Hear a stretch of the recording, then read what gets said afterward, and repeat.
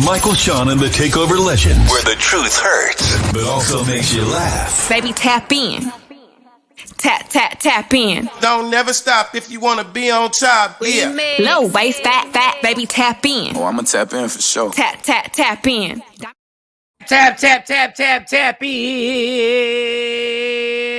Ladies and gentlemen, boys and girls. I guess this is the first Monday of 2022. Yes, It is the first Monday. It's the new year. Oh, yes. It's the year of resolutions if you really want to stick to them, or you just got new principles. I just say, I don't do resolutions. I just have new principles. New principles. I have new principles that I'm standing by. Geez Louise, the team is sick. The team is coming here. Normally when you get off a holiday weekend or a holiday week or whatever you want to call it, the team comes back inspired. With zest. Woke up inspired. Yeah, they come energy. Full come of vigor. in there with views and opinions like, yo, we should do this. We should do that. we should focus more on Twitch. We should focus more on this. We should do. Everybody is fucked up. Let me tell you right now. COVID done ravaged this team, man. Keep Shawn up there. COVID done came at us. For Shawnee was the first one to get it early. Yes, she gave it to us. Well, no, she actually didn't. She actually didn't. No, allegedly, Cole. We don't know what Sexy Mo. Our son celebrated a birthday. God bless him. Bless his heart. Happy birthday. Happy birthday. Yeah, he's a teenager now. He's 13. Yeah. That's a good age. He's taking long showers. Clap it up. Long showers. Them long solo showers at that age. Long solo shower. He clean for real, for real. Wash the walls, Mo. Wash the walls. As I talked about before we went into our semi-little vacation, I was already feeling bad at comedy shows and chills and all this other stuff. And then this weekend, it just kicked in. It kicked all the way in. It said, sit down. I was trying to, I was like, no. I'm going to be regular. I'm going to go to CVS and get this. I'm going to go to Walgreens and get that. And my body says, sit down. Hold that. No, hold that right there. Grab a pillow. And curl up. Grab a pillow and curl up. Your body will take what it needs. Your body will take what it needs. That's for darn sure. My body gave me enough energy to go around the corner to the gas station, get some Diet Dr. Pepper, get what else did I get? Some Diet Dr. Pepper. I ought to come over there and kick your butt. I text Mike. I said, Mike, I don't like bothering out. I don't like bothering people. You weren't bothering. I asked you. I said, hey, we out. You need something. Because we were running. And I appreciate you. I'm good. I'm good. Because it's right around the corner. It's right around the corner. Now, did I get lightheaded? Went to the gas station. I went to the gas got a damn Dr. Pepper. No, I could have brought you some Theraflu. I got a Dr. Pepper and I got a little cheeseburger. They got some new food at the gas station. I don't know if you know about this. It was just a little good. Anyway, so I got what I got, and I got 2 gallons of water, and I came right back, and I laid here, and I put that pillow on my couch. And I said, this is it. I'll talk to y'all on Monday. I'll talk to y'all. And sat right here. I watched every Law and Order episode possible. I watched college football. I watched Mark Wall. You watched the fight Saturday night? I watched the undercard of the fight because Derek James, the trainer of Errol Spence's fighter, was fighting on the undercard. But I wasn't paying for the pay-per-view because I still don't have the hookup you got. Like, you can get the pay-per-view for free. Easy, Mike. I mean, you can get them because you have a membership. I pay for everything. Yeah, exactly. So that's what I was saying. You pay for everything. I pay for everything, yes. A membership. Yeah. It's through Hulu/Prime. It's through, yes. Hulu/Prime/Netflix. So I watched that. I watched some movie with Mark Wahlberg called Joe Bell. Let me tell y'all, if y'all ever watched this movie, Joe Bell. It's on Prime. This is the most. First of all, it's the dopest movie, and I didn't know it was a true story. This movie is literally so heartbreaking that I was mad that I watched it, but I couldn't stop watching it. It was basically a guy named Joe Bell in Oregon whose son was killed because of bullying, and the young man was gay in Oregon back in the day. And obviously, the father at the time wasn't tolerant. He wasn't tolerant. He wasn't supportive. He wasn't whatever.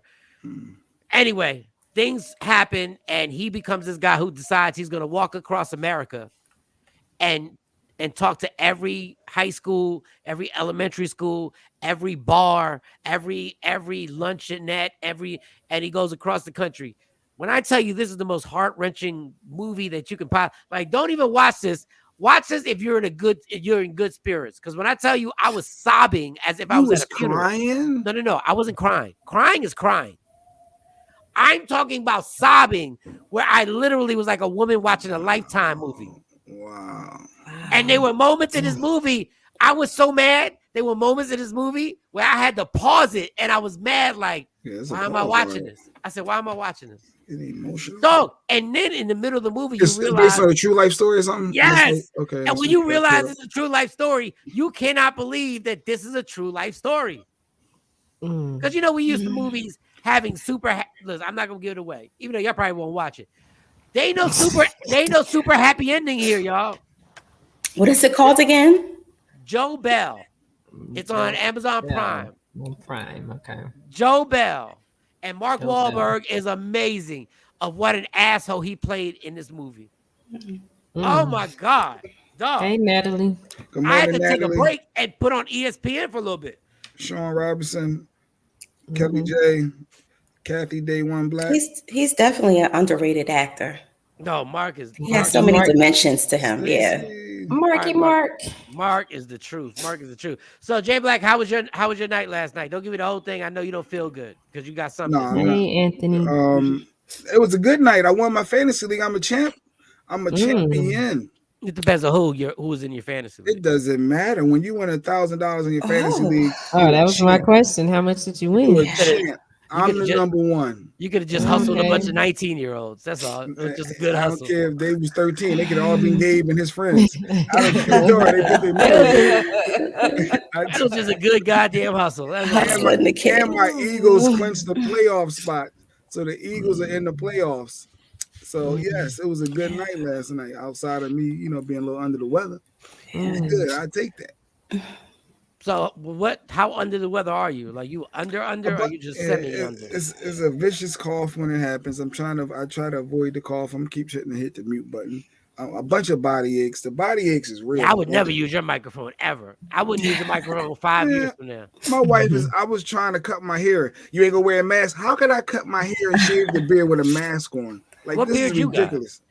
No, it be the peach. Shut your 13-year-old ass with that little goddamn beard. What are you talking about? You see it. I can't do that with a mask on. No, your beard has never hit puberty. Stop. You see what? Why did she want you to put a mask on anyway? Because the coughing and all this stuff and something's wrong. I don't know what it is. I got to see what's going on. Something ain't right. She kissed you before you went to sleep? No, she like the ear kisser. She doing the blowing it. That's what she's all about. She's so disrespectful. She said she don't want to catch whatever cooties you got. Yeah, she said she gets sick, the whole house shut down, and she gets sick. Absolutely. Yeah, but y'all playing games. The germs are right next to her. Like the germs are on her shoulder. Are you sleeping on the couch? No, we still sleep in the same bed, but she got pillows in between, like it's her side. The germs are tapping on her, like, here, hello. You made a barrier. Spanky's germs is here. Who's that? Spanky's germs, Spank right here. Like if you sitting in the same house and you sitting over there. Oh man, look at this. Oh man, you ain't hear that though. I caught it. Hit the mute button. Yeah, ain't no wear a mask. Y'all not are y'all wiping things down before after you get done doing them? It literally is a trail of Lysol behind me everywhere I go. I just see her with a can of Lysol with wipes, wiping everything down. Just to be safe. Good luck. Shawnee, how was your night last night? Oh, I worked all night and checked my online dating stuff to see who was talking to me. Oh, you're trying to catch something out there. Yeah. Have you swiped left, swipe right? I swiped right a couple of times when I really meant to swipe left, and that is the worst thing because then you got to deal with them. How in the hell do you swipe the wrong total opposite way? When you're trying to like scroll down to see the rest of it, it might just to scroll down. But sometimes it'll go the other way. And it's like, damn, I didn't mean to do that. Let's practice this shit right Like, here. my Left, bad. Righty My tighty, bad. right, lefty loosey. This Mhm. is Right. damn. Yeah. Yeah, I had to do it a little bit harder. And then what? The guy reached back out and said, "Hey, what up? I see you interested. What's going What on?" up? I had one hit back, and he was like, he was like, I hear ladies like to be. I wish I could read it verbatim. He's like, I heard ladies like to like honesty, so I'm not here for a relationship. I'm here to meet a chick that I can travel Smash. with, Oh. and he said some other stuff, and he said in to F occasionally, and I'm like, well, you should have just left all the other stuff out because that's what you really want to do. He said F occasionally, like Yeah, but I mean, he put the whole word there. I'm just saying, like at that point. Yeah, I was like, I mean, well, thank you for your honesty. Did he look like somebody you might F occasionally? I mean, he was a nice looking dude, but that ain't what I okay. want. So No, I get it. I just want to make sure, like, because they might be one looker out there that you might have to take up on it, Shawnee. They might He be one said dude. travel and occasionally bang your back out. Yeah. Yeah, he said travel. It was some other stuff. That's how it normally happens. And then he said in F, okay, no, he don't want to do all the other stuff. He just You getting a free just trip. there for the sex. He's If you just are- on there for sex. If you like a 7, if you over a 7, that's how it normally happens. We go on an occasional trip, and then we bang out, and then we separate for a few weeks. It's called the 3 F's. I don't know what the 3 F's are. Flued out, fed, and the F word. Is it flued or flown? Well, they said you got flued out.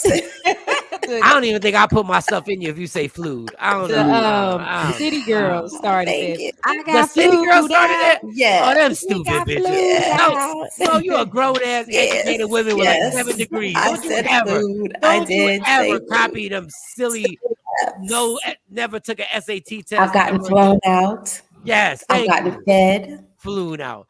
You got my kids singing that flown out. You Thank you, stupid Kelly. Oh, you stupid ass Flued city out. girl. I can't wait till they're done and gone. Yeah. Fucking city girl. Yeah, he put all that BS in front of what he really wanted. That's really what he want on there. He should just say that. Look, I'm just here. Because there's some people on there. What is this that actually dating say app? that. I always wanted to play on this dating app just to see what I would attract, but I can't.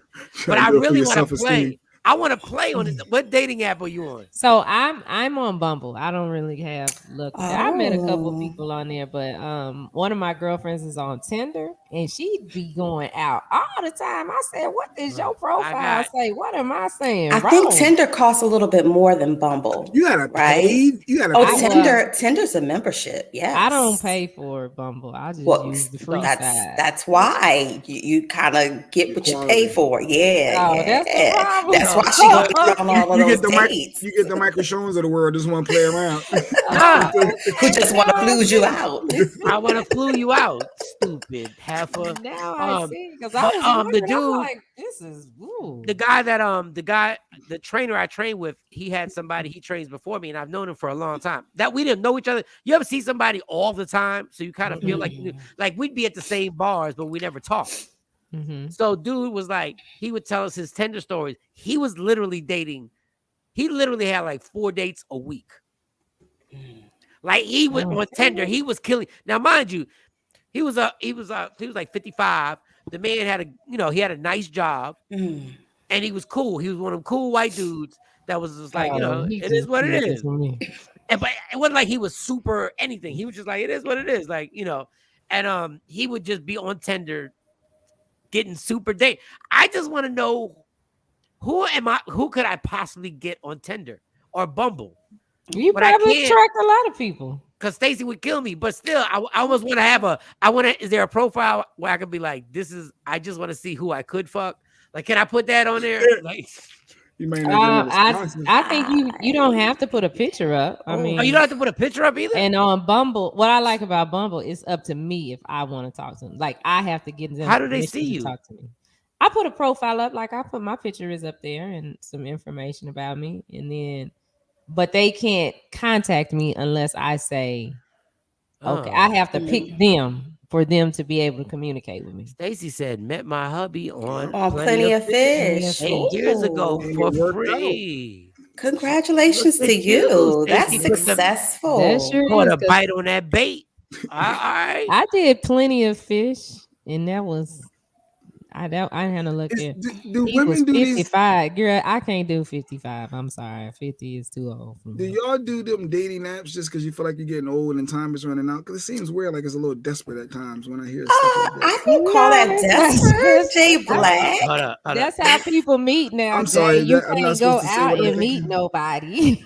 But what I will say this is that people, me and Jay Black's When you age. get older, I get it, but No. No, there's No. younger people dating on that No, app. I understand. Mhm. The craziest thing to do What up, is to Ting Ting? walk into a bar, get drunk, and hook up with a stranger. That's the craziest thing to do. To go to a nightclub, get drunk, and literally leave with a stranger. Like, at least you get some background, whether it's true or not. At least you get some background information, and you get something where you can be like, if I'm missing, I can tell my people who I'm with. When you leave a club with a dude or a woman, that is literally the most dangerous thing to do. No background trace, no Nothing. trail, no nothing. Profile, no nothing. profile. Shayna says she wants your test results before she do anything. So yeah, so you ain't getting that in the club. I love people who say they want their test Good results in the morning, club Mike. because none of those people really existed in the club. But okay, I'm gonna let y'all live off of that. I'm gonna let y'all live trying to convince yourselves that you were asking for test results after the club, after drinking your 4 margaritas.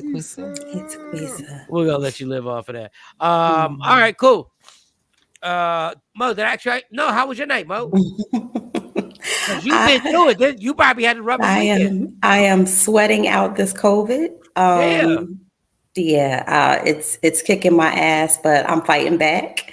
So I might mute myself a few times. I'm not going to be over there doing what Jay Black is doing in his square, which is not even measuring his medicine. He's sipping straight out the NyQuil. Is that Tussin or NyQuil? That's the Dayquil, because I just need, because it tickles in your throat a little. You know, that's where the cough is But you coming do from. understand that that's medication, and you can't sip it out. Hold on. Where's the tickle at? Stop.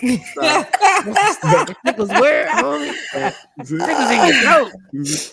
See, but you were doing a bid. You came out and it was tickling in your throat. But go ahead, Mo. But go ahead. So you have the sore throat or a scratchy throat? Or so I have the sore throat, the cough. I am sweating profusely. I can't. The body aches for me is what was the worst. I can deal with the sore throat, the cough, but the body aches and the aches in my kidneys was a whole nother. That's like a whole nother thing. Right now I'm on prednisone and another medication. They would, and shout out to our nurse practitioner. I love her so much. And she really cares about people, not just people who are her patients and who slide that good old insurance through, but she really cares about her people, period. So shout out to her. They would not give me any of the things that she suggested. Which was crazy. And she spoke about it before in the show. But hopefully, it's been crazy. It's been a crazy week. All three of us have tested positive for COVID, and I think Gabe had it the worst, my son. Wow. But he bounced back. He is a trooper. And he had the whole fever, the vomiting. I was scared about the asthma flares, but he's been doing good. He's been doing good. But for everybody out there who think COVID is a joke, it certainly is not. And I know a lot of people who are vaccinated right now who are down with COVID. So before y'all jump on y'all soapbox, still not vaccinated, still not getting vaccinated. Shawn Robinson's there. But you're feeling, I think we're all feeling the same way. You feel the soreness sucks. It's a different type of soreness. But I have asthma, but my asthma wasn't affected at all. Like I didn't have any breathing problems, nothing like. I don't even know if I have it actually. Yeah, you gotta get tested. Listen, you have to get tested. But good luck finding it. Yeah, they my schedule is for Friday. So I was like, oh, that's good. So by the time I go Friday, and then I didn't have enough energy just to try and find this at Walgreens or CVS and try and find. I was like, dog, I'm sitting right because I'm not around anybody. Like I am lucky enough that I'm literally not around anybody. Mm-hmm. Shout out to Uber Eats. Just knock on the door. Shout out to Uber Eats. And I just sat here the entire time. And it just sucks when you're not 100%. Yeah. But we're gonna be all right. We're gonna everybody gonna be all I've had right. that voice in the back of my head every morning, like Jay Black saying, "We got a show to do, people. We got a show to do, people." You gotta get up. Let's go. on my shoulder. If it would have been Saturday, there would have been no show. If this show would have fell on a Saturday, these squares would have been black. Yeah. Black. All right. So we got a good show. We got an amazing show today. We have Pilar Sanders that's going to be on the show. Yes. Somebody, for those who don't know, well, you do know because her last name is Sanders, but she does more stuff than just being Deion Sanders' ex-wife. She's a producer. She's an actress. She's a model. And now she's an expert trainer. And she's going to be on here. And we'll get to dig into that for all y'all people trying to transform your body in 30 days. 30 days. Yep. 30 days. There are 7 videos. The numbers are crazy on YouTube and stuff like that. I honestly, when I talked to her, didn't know that she was in a movie with Vin Raines, Omar Gooding, and Cameron. It's called Percentage. Didn't know. Watch the trailer. Who knew the trailer was going to be good? Like I really was like, I was like, let me watch the trailer real quick. And I was like, yo, this trailer is actually dope. So she's got a lot of things going on. She's got 3 superb athlete children, 2 sons that are killing it with Jackson State, 1 daughter who's killing it in basketball, who's a straight bucket. That's just an automatic bucket. So we'll talk to her and maybe we can get her to give advice to all these young people trying to be part of power couples and celebrity couples and Danny Lays and the babies and the Kanye West's buying houses across the street from ex-wives and asking what it feels like to be in the middle of something crazy and something immense. Look, I got her. I watched it again. I went to pictures. I said this last week. She's top 5. There's a lot of chicks that ain't built for her right now that are Hollywood supposed to be the hottest chick in the game. Huh. I did my research yesterday, and I didn't even have no lotion. I did it generically. I didn't even have no lotion. I watched. I was absolutely. I said this chick is one of the baddest women I've seen. Oh, Mo, come in the club. Can you get in the club? I don't know. Can I get in the club? Let's see if you're on the list. Jay Black get in the club. Praying It's a new year. It's a new year. Yeah, what does that mean? Starting the year off not feeling well? I don't know. The year better not stay like that. It means you was under the weather. Yeah, just a little under the weather. That's all we keep it moving. That's all it means. Everybody always has that meaning. You know what's the biggest lie that's ever said? The person that you bring New Year's Eve with is the person you're gonna be with for the rest of the year. The rest of the year. That's what Let me tell you how much of a lie that's been my entire life. Well, I'm gonna be with my daughters. No, I'm talking about romantically. That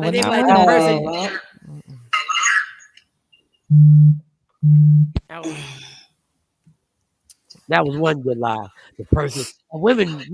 I'm not saying y'all, but women would feed into that stuff. They was by you, or they were hanging out with you New Year's Eve. They'd be cuddled up. 5, 4, 3, and in their mind, the person I bring in New Year's Eve with is the person I'm gonna be with. Shut your ass up. All of those club nights. Yeah, stop it. What are you talking about? You just happen to be here. Right. Shut your ass up.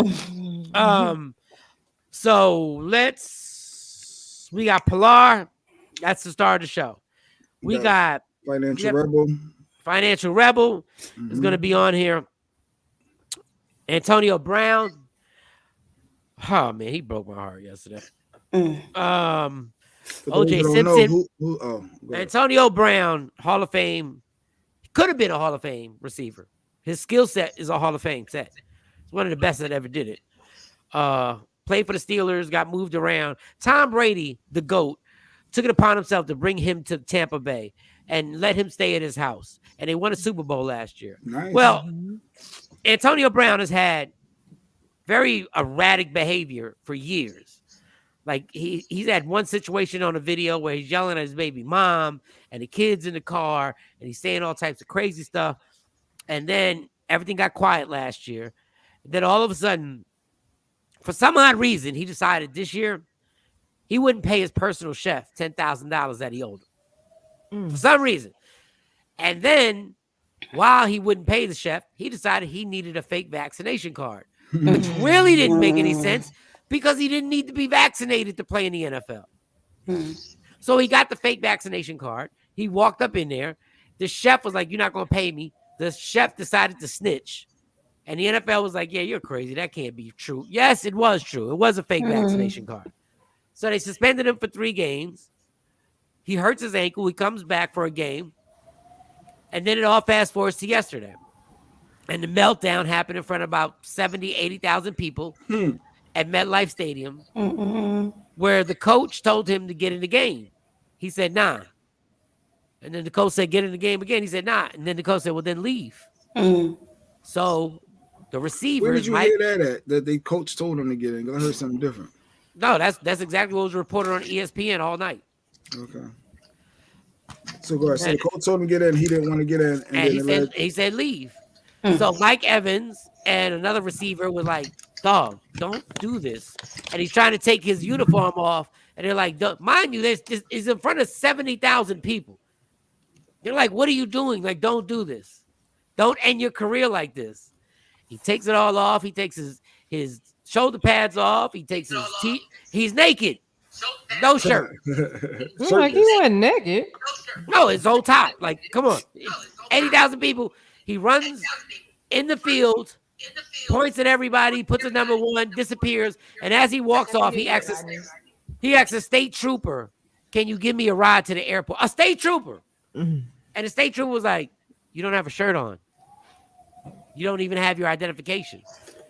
He runs in there, disappears, puts 2 tweets out, and who knows what Antonio Brown's career has ended right now. I think it has ended, but you never know with the NFL because the NFL don't give a damn.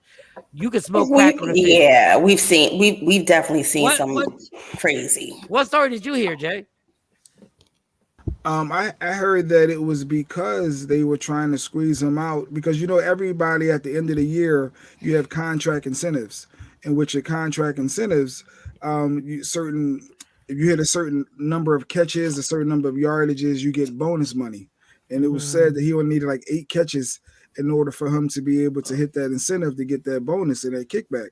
And they were squeezing him out and they wasn't allowing him to play. He has the rest of the season. He was going to make those only bonuses. 2 games. It was yesterday and the next week. He's going to make those bonuses easy. He already had 3 catches on that game yesterday. And if he only needed 8 more, it's like, well, why didn't he start the game? Did he? What happened after halftime? They told him they was going to sit him. Like something happened in that third quarter. I think Shiny actually have the clip of actually what happened. Oh yeah, I got it. I told you what happened. Watch it. Taking his clothes off and stuff.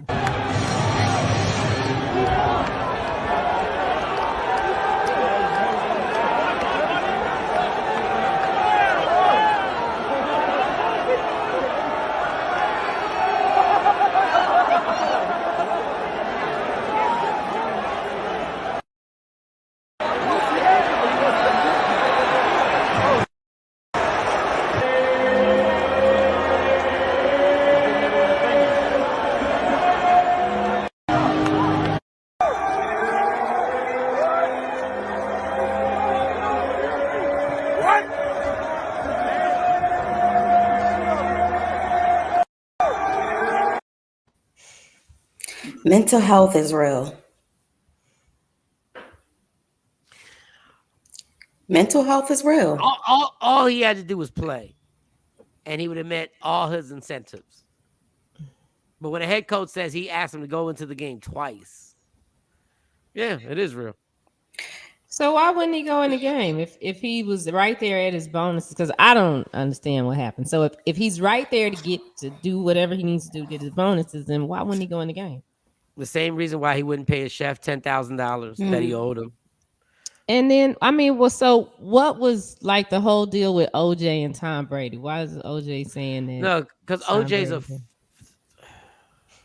got the audacity to give his commentary on what AB did. Really, OJ? Like, so we really OJ spoke out. Yes, OJ had an opinion on OJ. You slice necks off. Like, what? Why do we even listen to this man? What? He was proven innocent. He was. Stop it, y'all. We all know he sliced her neck off. But OJ has some views and opinions on AB because he's a football player. So as a football player, he ain't been a football player. He played football in sandals. Okay, stop. You're not relevant to anything. Go ahead, play with stupid ass. I sliced up my wife's neck and the dude that brought her glasses. That's exactly what happened. That's exactly what he did. Oh wow! And you got some comments on IG too. But here we go. For what Tom Brady has done for Antonio Brown, for him to pull what he pulled today is completely inexcusable. Playoffs are coming up, and you pull this crap on a guy who really went out on a limb with you. Totally BS. Inexcusable. You know who went out on a limb? That's what I'm saying. What did Tom Brady do? Is this like some football thing that we don't know about? The guy who got him a job. They else wanted him. And Tom Brady got him the job with the Buccaneers. And Tom Brady let him stay at his house, even though nobody else wanted to touch him. I understand that, though. Because he wanted to win. Oh, what? But why is OJ saying that Tom Brady did? Like, what happened on the side? Because I get the impression something happened on that sideline. No, Tom Brady didn't know anything. He just said Tom Brady put everything on the line for him. Tom Brady didn't even know what happened until after the game. I think that he's probably speaking more so from player to player. I didn't get too much out of that, but I feel like OJ. Who was OJ's dude that drove the Bronco talking about somebody put it on the line? Right. I was going to make reference to the Bronco.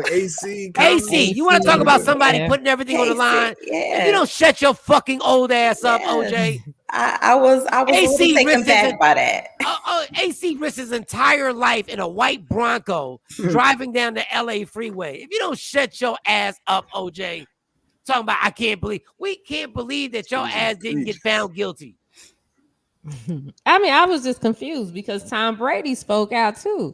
And Tom Brady seemed like he was coming from a place of concern. But then when I heard OJ's, I'm like, well, what happened between Tom Brady and this dude?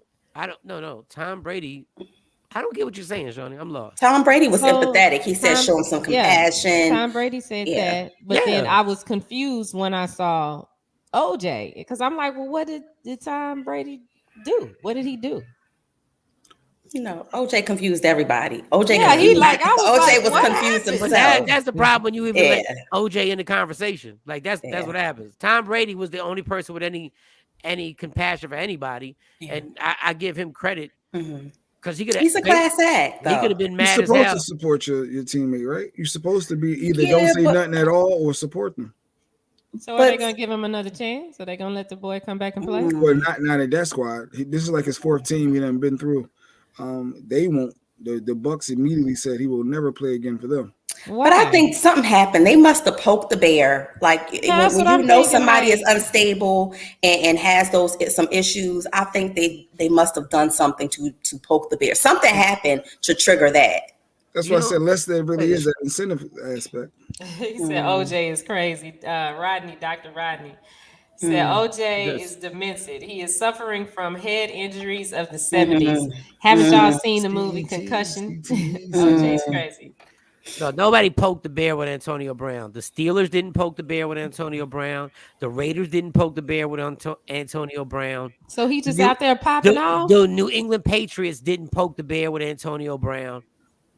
All they asked him to do is his job.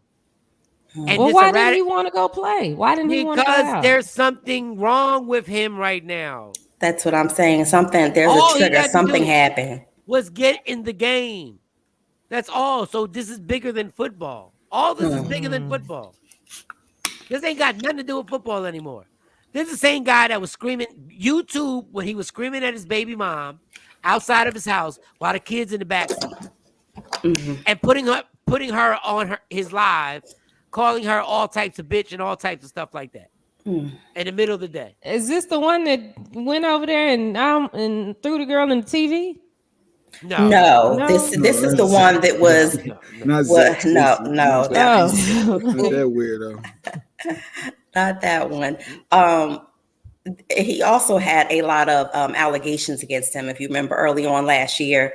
But it's something that's missing. There's something that's missing here that we're not seeing. No one just jumps up and does that across. Yes, they do. When something's wrong. Yes, that's why I said we're missing. He has triggers, and they hit a trigger. The trigger had to happen. People, stop saying somebody hit his trigger. It's not a trigger. It's called he has a severe mental problem. Yes, you're assuming that though. I believe that. Nobody even understands. The players don't even get it. Michael Evans was sitting there right next to him like, what are you doing? What? Why are you doing this? He has a wife? No, well, he has an ex-wife or a baby. Estranged. Oh, okay. Well, maybe she don't want to deal with all that, Shawn. I say figure it out. Something more is going on for you to react like that. It's something that triggered you. There's something that went not in your favor, and you just reacted poorly. I think that he has mental health issues and something triggered it.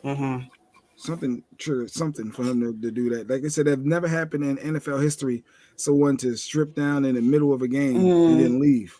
Like, that's crazy. I mean, so that he has a mental. There's something unhealthy. Or he's standing by his ground. He's standing by his. No, there was something unhealthy about that. That is mental, or maybe he just feels a certain type of way about the league and how they treat the players. He's done this in every team he went to, and nobody understands him.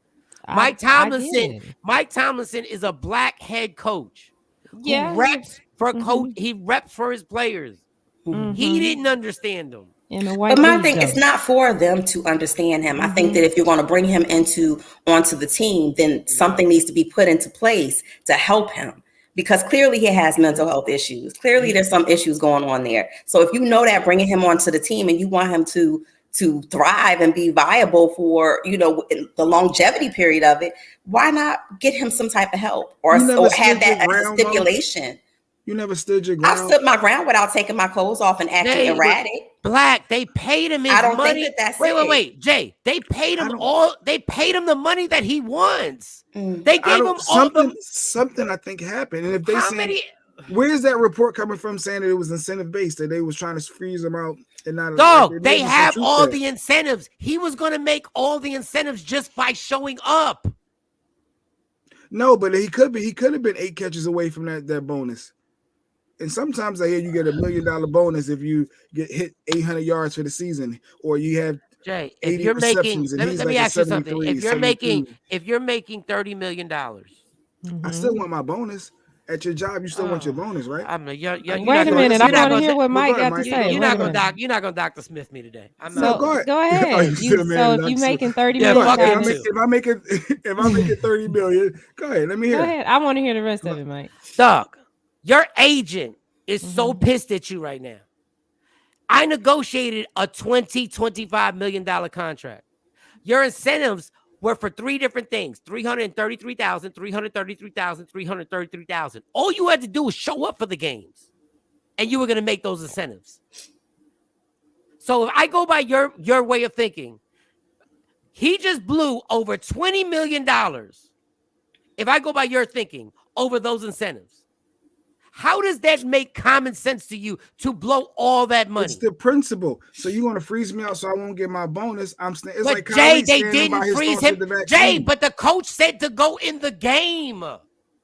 These are reports from ESPN. The coach said go in the game, and he said no. And then the reporter literally said, "Well, was it because of his ankle?" He said no. I asked him to go in the game twice. He was doing jumping jacks, so like his ankle was fine. Looked like so. If the coach, if this is reported twice, this is reported all over ESPN last night that he was asked to go in the game. And he said no. So it's not about the incentives. It also was reported that Tom Brady didn't know, and I don't believe that. Tom Brady knows everything that goes on that sideline. But I mean, could it be something else? Because I've talked to players before, and they talk about I've asked this question about, do you feel like? No, you don't. You don't want to know the truth. You want to know? No, you don't, because Tom Brady is the fucking quarterback. They're losing. They're losing. They're getting blown out by the Jets. His best player. I'm sure he said Jay Black, and he brought that team back because he doesn't have time to worry about one specific kid. He does if that's his best receiver. And he does it because he's out on IR and done for the year, and Mike Evans is injured and playing hobble. And guess what he did? He won the game. Yeah, with some no-name receivers. But I'm sure he was looking for his number one. Dog, do you really think we got time to worry about a comedian that's not going to perform when we're getting paid $50,000?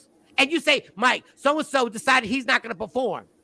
And I go like, well, too bad. But he said he didn't know. Wait, play his clip. Don't you got the Tom Brady? Did he in that clip? Yeah, I got the Tom Brady clip. I don't know why I get involved. You know, we all love him. We care about him deeply.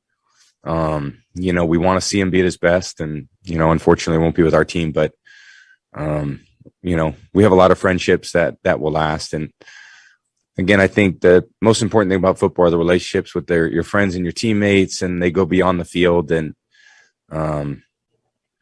you know, I think everyone should be very compassionate and empathetic toward, you know, some very difficult. Okay, that was one. So he's alluding to, hey, this goes beyond the game. He's alluding to that, hey, this man is going through some difficulties. No.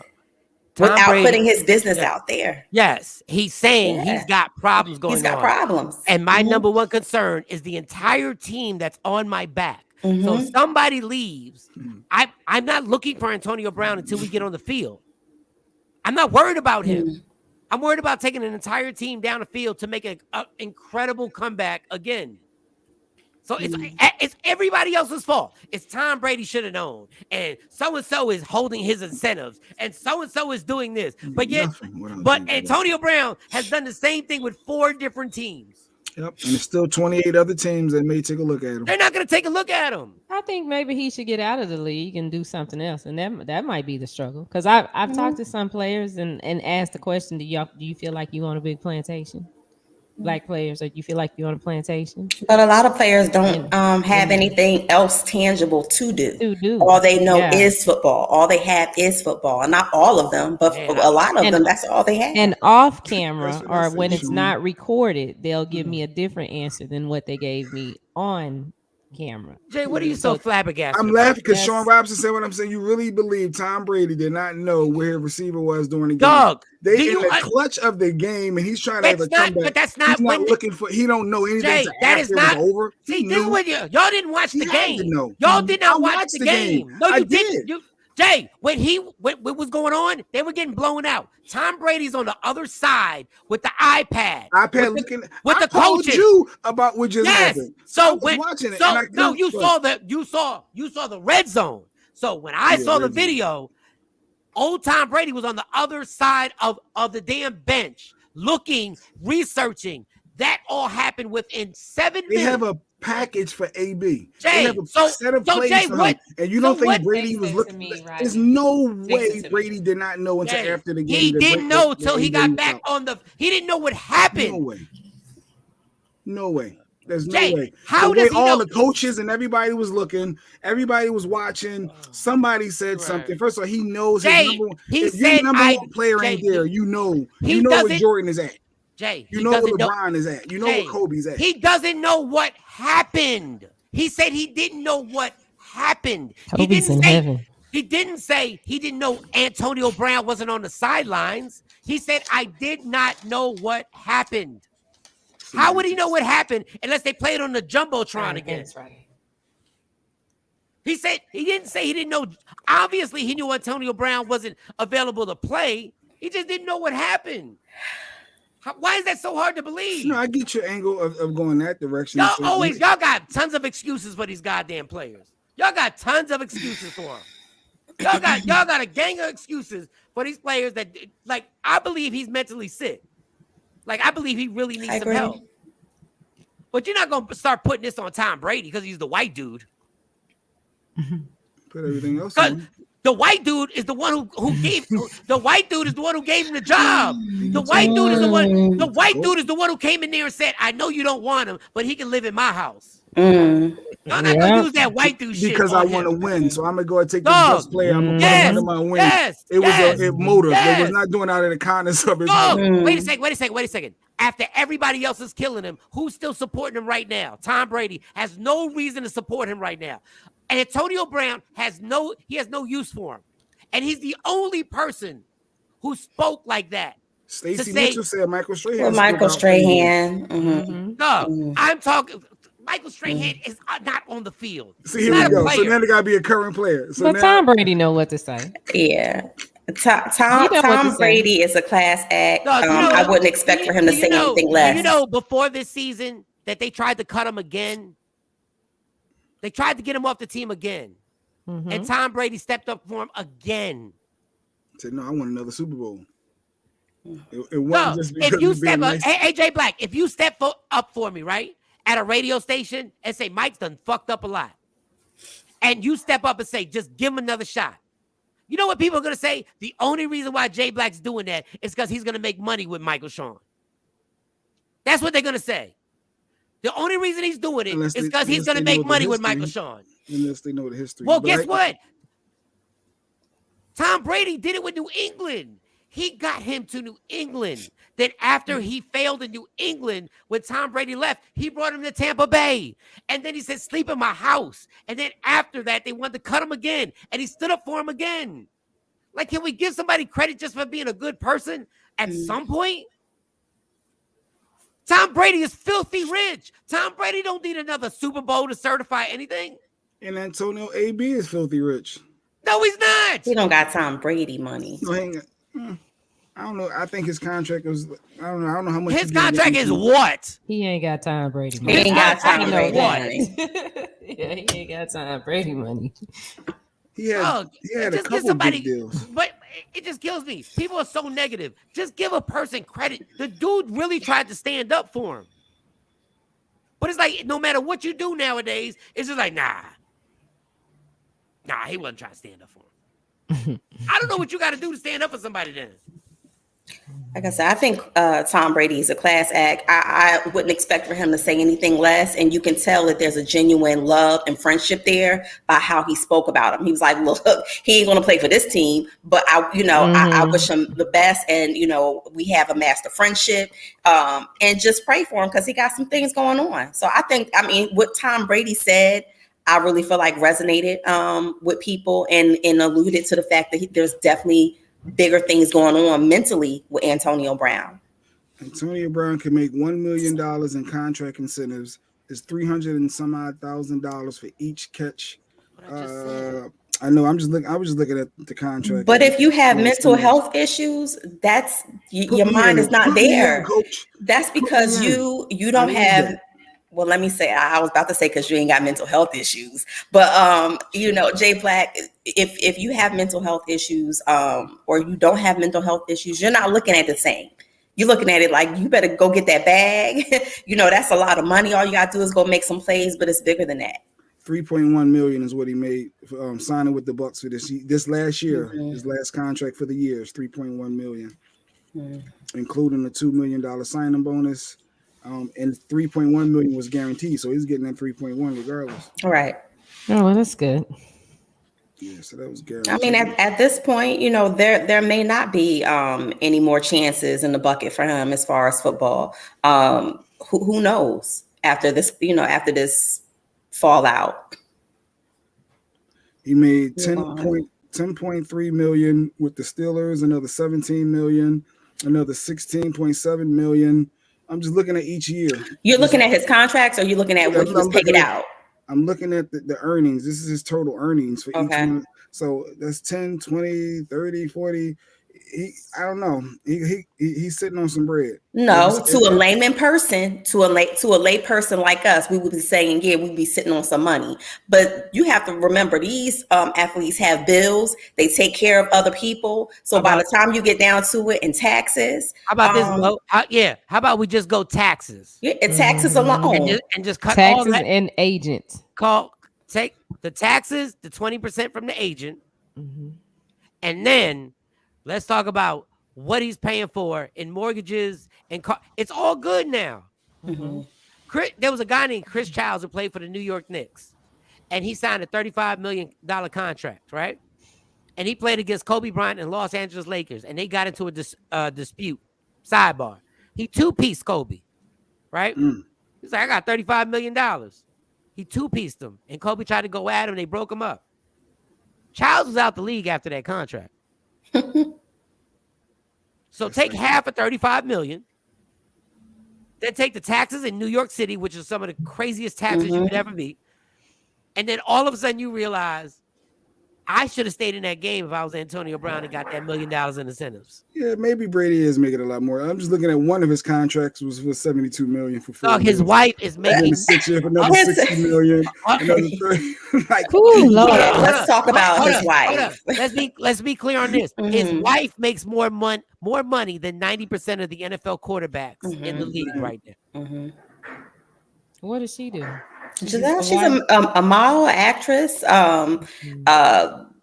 What else? Entrepreneur. Yeah. She brought her own money to the table. I wonder is he gonna get on Tinder? That is hilarious. Didn't they have T.O. on Tinder at one point? They had him on a dating.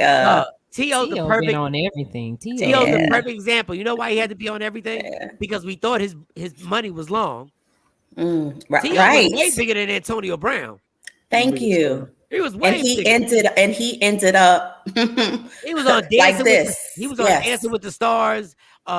He was Dancing with the Chefs. Dancing with the Stars. He was like spinning with bitches. He was on every show. He was on everything. Yeah. He was on everything. And God bless him, he still got more money than us. But Antonio Brown ain't even got the T.O. persona to talk and stuff like that. It's going to end poorly. And I hope somebody can help him. And Antonio Brown did Dancing with the Stars also. Yeah, he did. Yeah, he wasn't as successful as T.O. He already did it. He can't even go back. Yeah. So speaking of money, we have our financial guru, our financial expert, the financial rebel. We have him here coming up now, Mike. Now, there's a lot going on related with new tax laws, people. And I heard this and I said we immediately have to talk about it because I think we need to cancel our Cash Apps, our Venmos. If they're going to be reporting money, if I loan you money and you pay me back and I got to pay taxes on it, I don't want to do it. So this whole thing is so selfishly motivated by the cheapness of Jay Black. This is what this is.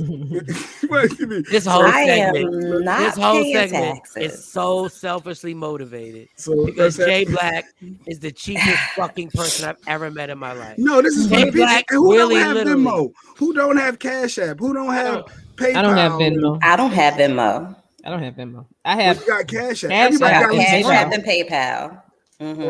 Next is going to be Zelle, so I don't know. So we need, if it's over $600, they're gonna check. You can just send them $400, right? And then, but I think is it a build up? Is it a total or is it per transaction? I just won my fantasy league, Kamari, and I'm trying to find out how am I going to be getting paid? Should I use my Cash App, Venmo, just leave all this? I don't want nobody tracking me about no taxes. But how about you not talk about your money in public places if you don't want to be tracked by taxes? Good point. It's for the people. We do it for the people. I know. Good morning, people. I just say me as an example, just to put. I know. But the people also talk a lot about their stuff in the public. Their money's in the public. The IRS is watching. The Alphabet Boys are always watching. So, keep that in mind. They watch the little people. They watch little us. Listen, I don't know. Y'all, we all on social. I've been audited before, so and I'm not a millionaire. I got audited. That was the craziest. That was the craziest thing ever. Like I still don't knock on some wood. I've been audited. Let me get you on the IG. Come on, let me get you on the IG. Yeah. And then let's see how that works out. But good morning, y'all. Happy New Year, everybody. Good morning. Good morning. Happy New Year. Happy New Year. You got problems with the IG? Is there something going on? With me? Yeah. You good? I should be. Let's see. No, I'm hearing a lot of people getting blocked, and I'm like, no, they deleted one of my pages, but it's all good. And I still don't understand that. So, and we got to get to these tax laws and everything like that. But did you ever get an explanation on why? Yes. So this is old news. This isn't right. This I didn't isn't, get it. I know, but everybody loves to make something entertaining that's not that entertaining. So here's the deal: $600 Venmo. Let me get on the IG real quick. Yeah, get on the IG, and you know what? You know I'm a guy, so I can't walk and chew bubblegum at the same time. I'm the same way. Trust me, I'm the same way. One track mind. Thank you for verifying that. Hey, I always give it up. The women are gods. So thank you. Thank you for verifying that. We got a slight echo. Even on the echo, most sound like it's phone sex. Like, how do you do that? Like, you're funny. I'm like, yeah, it is what it is. All right, here I am. All right, here it is. All right, here you are. Major pain like Damon Wayne. Little down, dirty, even. Like cute. All right. Let's turn that down. I got my volume. All right, so we'll get back to your Instagram situation, but J Black really has a problem with this Venmo Cash App, and they're reporting situations where if you send somebody over $600, you can get taxed on it. Is this correct? Depends. So here's the thing. Y'all want 5 lies or the truth? Like, I can draw this out, or we can get right to the truth. I want the truth. Get to the get the truth. Should I cancel these? Because I gotta pay these comedians. I gotta pay these comedians when I do shows. Okay, so if it's not for a business purpose, it's explicit in the law. I just did a YouTube video on it. If it's not for goods and services, you don't have to worry about it. Now, will the IRS make mistakes? Potentially. I've seen some people talk about if they're only going to attack the business accounts on the Venmos, the Cash Apps, the PayPals. I'll say this: the IRS is going to be looking at anybody who's doing a lot of business transactions and not reporting it. I have people that do $50,000, $60,000 in their PayPal account under a personal account. The IRS will probably look at that. But if it's for personal use, you went out to brunch with your homegirls, you went to dinner with your homies, you went to the bar with your homies, y'all splitting the bill, that's not for goods and services. That's not for a business. That's just a personal thing. There is a line that's saying for that. So as long as you're able to show that, you're good. And you don't have a pattern of that, you're good. Okay. Now, for the record, this has always been the law. They just lowered the threshold. So before, the threshold was $20,000 and 200 transactions per year, altogether throughout the whole year. Now it's $600. But before, the only people that were using these 1099Ks were people that were at retail stores taking credit card payments and things like that. Now you got everybody and their mom on Cash App, Zelle, Venmo, yada, yada, yada. So the IRS, let me back up. Congress wants to be able to track and see what's going on. It's not just the IRS, because Congress is IRS daddy. Yeah. So just to be clear, there's an echo. Let me make everybody lower the phone just in case. My phone's all the way down. Okay. With me, we all have kids. Everybody here has kids. Me and Jay, Jay has older kids, and I have my kids. So you're saying if Monty goes to get her car fixed, and she's like, and I'm like, how much is it? And they say it's gonna be $1,400 for everything. Right. And I say, all right, I'm gonna Cash App you the money, take care of it. Right. So you're saying that has nothing to do with business. I won't get taxed for that. No, you will not get taxed for that. Or she won't get taxed for it if that's where. Okay. All right. Either way you want to go with it. Okay. All right. You're not going to get taxed for that because that's a personal transaction. Just like if you gave your baby girl $1,400 in cash to give her that money to get a car, you're not going to get taxed for it. So, right. I mean, there are a lot of people running around saying that if you're not using cash, you're going to get taxed. That's a lie. First of all, the IRS is overwhelmed. They're understaffed and under budget. They can't even deal with all of this anyway, anytime soon. So it's not that big of a deal.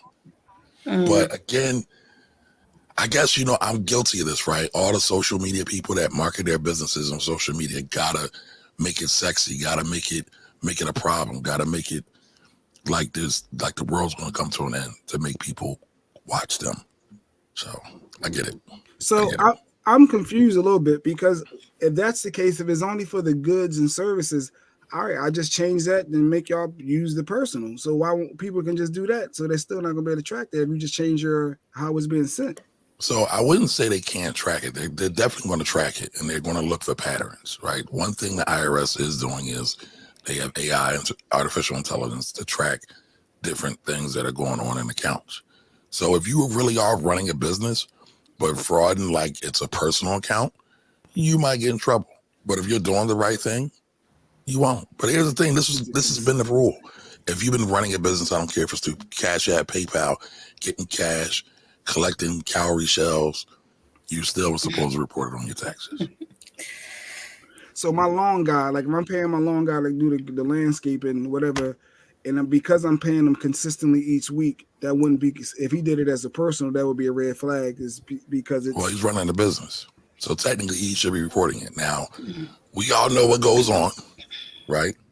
So I can't speak to whether or not he's going to actually be in compliance with the IRS and compliance with tax law and do the right thing, but that's what he's supposed to do.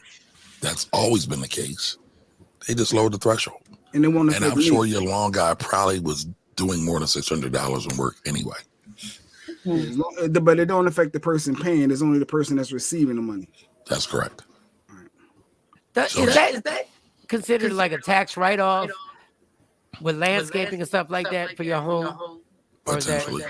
Potentially, would that have to be your like place of business? Like your office would have to be there? Yep, potentially. So how much can you write off? It depends. We get in the weeds now. It's going to be super technical. You want me to get technical? I can do it, but I'm just curious. So if I'm paying off, for the whole year, a certain number of weeks is a portion of it? Right. So let's say you use 10% of your home as your home office.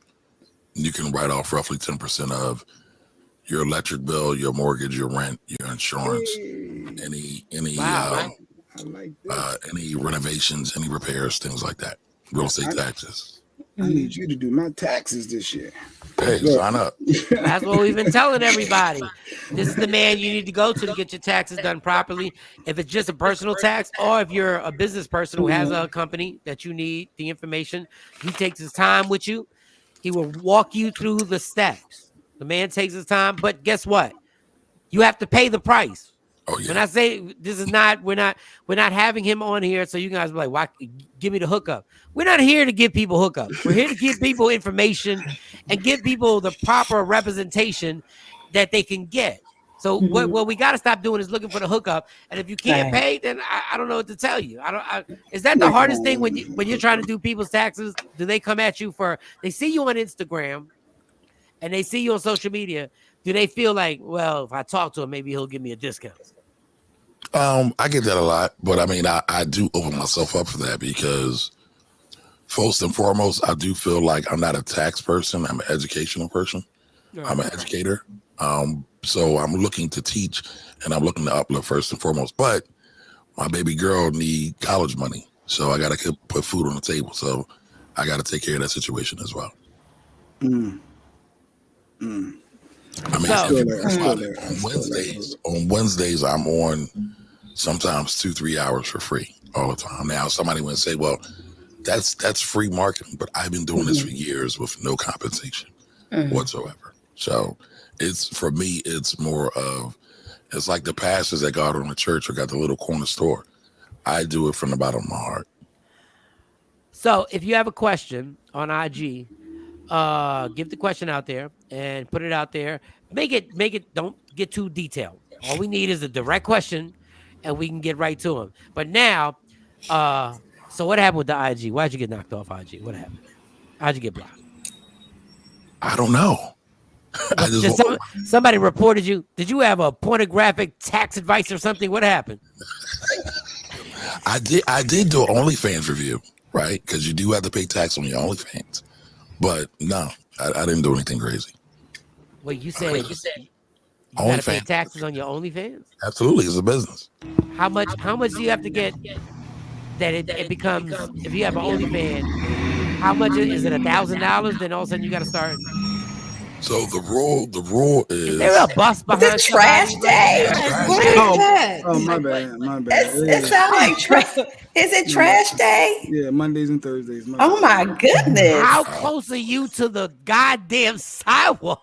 But wait a minute, did y'all hear what he just said? He said Mondays and Thursdays. He got their premium trash collection. Yeah. And that means wait, is that Monday and Thursday? That means Thursday's trash, but then the other day's the recycle day, or is that they both trash? But Thursdays you can put your big items as both well. Trash. Yeah, you have a recycle day. You have a recycle. So Monday is trash and recycle. Thursday is trash, and then your big furniture and all your big items, stuff like that. Oh, so you can put a couch out there. But on Thursday, you put it out on Monday, they leave it right there. And you'll get a ticket. And you'll get a ticket in Jersey if. In my neighborhood, they give tickets if you don't. Your trucks ain't got no mufflers out there. Oh, Mo, you got premium trash collection too? I have my trash days in Jersey is on Monday and Thursday. Recyclables on Wednesdays for cardboard and yeah. Listen, if you're in Philly, you lucky if the trash is getting collected at all these days. Oh wow. I saw that. Wow. They're not picking up the trash in Philly either. That's why I left. Yeah. Are there some type of sanitation negotiations going on right now? Because it is year end. Well, it was COVID. Beginning of the year. It was COVID. Yeah.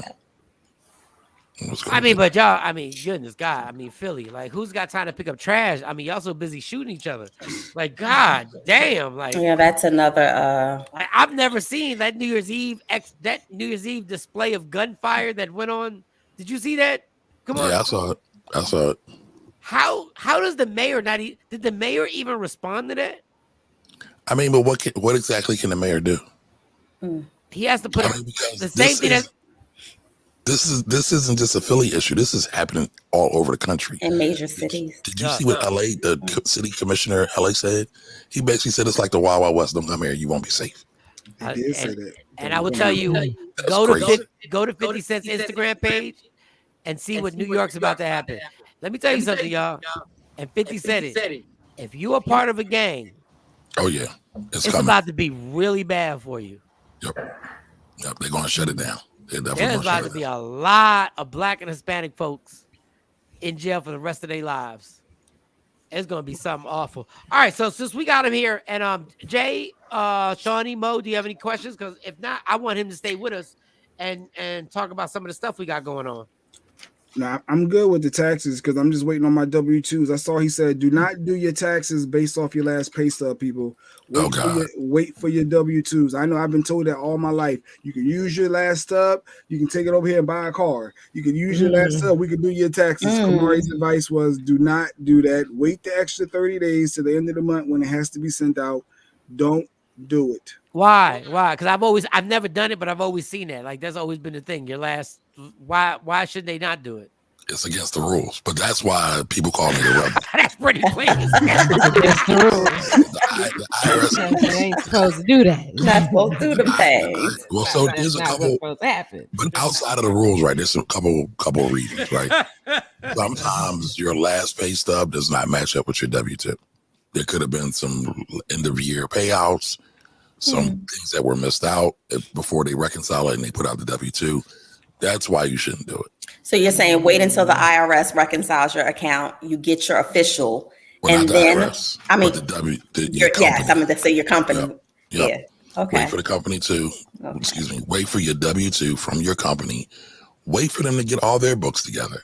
I mean, it takes time to get, your personal books together.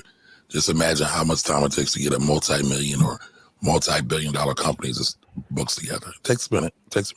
Not that long. They all have to be out the door by January 31st. So you should be getting them. A lot of people usually get them mid-January to end of January because everything's electronic now. So. And anybody that was on workers' comp, they would get a separate W-2 from the workers' comp companies that paid them? Yes, but oftentimes workers' comp is not taxed. Not taxable. Yep, because it's good, right? Disability. Well, it's not good. It's the least they can do. Yeah, workers' comp is the worst thing to be on. Wait, you said it's not taxable, so why they take taxes out of people? So It depends on how. I hear you, Mo. Go ahead, Mo. Get it. No, because I have this workman's comp is like a thorn in my ass because every state has different workman comp laws, and I just, if you get a lump sum, like, so say that you're waiting and you get a lump sum, if you have an attorney, for instance, that's a lot of times that's not taxable. People like to say free money, even though it's not free money. It's kind of like free and clear money, in layman terms. Did I explain that right, Kamari? You are absolutely right. That's not always free. Hey, Clap it not up, free. right? Clap it up for Sexy Mo being versatile. A little bit. What? Let me tell All you, right, Mo. Mo. What? She can plan your wedding and do your goddamn your taxes Tax info. and all types of stuff. One-stop Do your child's cornrows. It's amazing. But it's terrible because you can make literally $100,000 a year, and if you go out on workman's comp, you may only get the threshold of what in PA is like $800 a week or something like that. Well, it so depends. yeah, well, I know that there's a threshold in PA that I just looked at and I was like, you know what, it ain't worth it getting hurt. People always say, oh, you know what, it's water on the floor. Let me hurry up and slip and fall. Don't do it at work. Don't do it at work. You're gonna lose more money. You're gonna lose more money. Mo can advise you on your workman's comp. She said, "Don't do it at work." You said, "Don't do it at work." So where should we do it? Anywhere where you don't work at. At Walmart. As long as you don't work there. I do it at Walmart. Was that a double entendre? But everybody thinks it's so easy to do it at Walmart. They got lawyers too. Like, they got lawyers to fight lawyers on top of lawyers. Absolutely. I break my back. You're gonna be good. No. The place you don't want to do it is at work because you want to getting a gift card.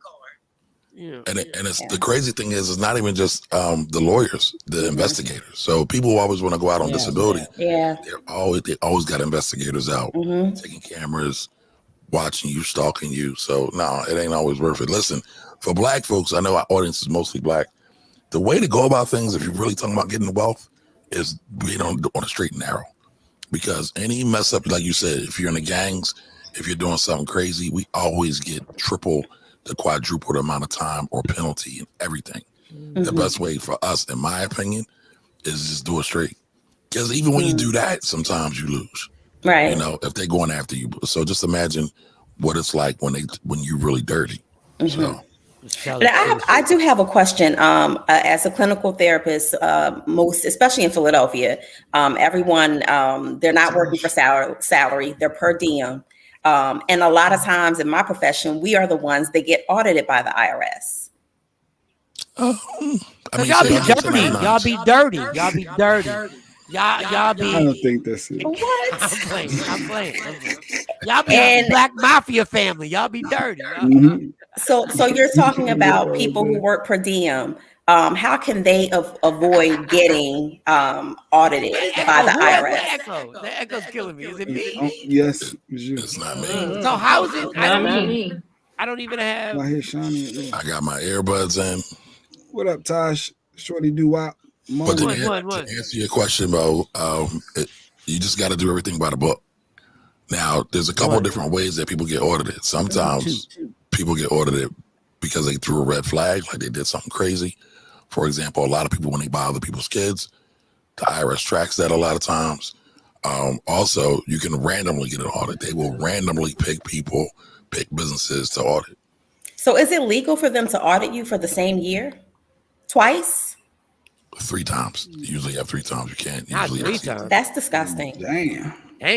But you know what? The chance, and I don't always like to talk about this, but the chance of being audited is almost slim to none.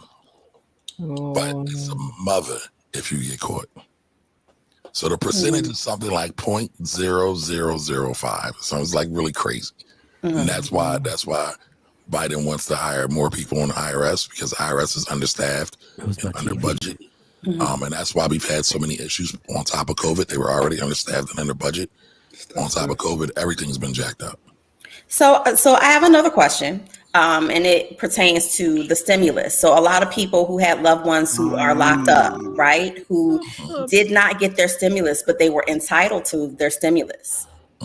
Now we're in 2022, and I happen to file taxes for one of my family members who's locked up for a long time or away on vacation, extended vacation. He away at school. He away at school. Yeah, Right. he away at school, and so I still have not heard anything back from the IRS. And now, is it because I turned it in via hard copy paper and wasn't able to do it electronically?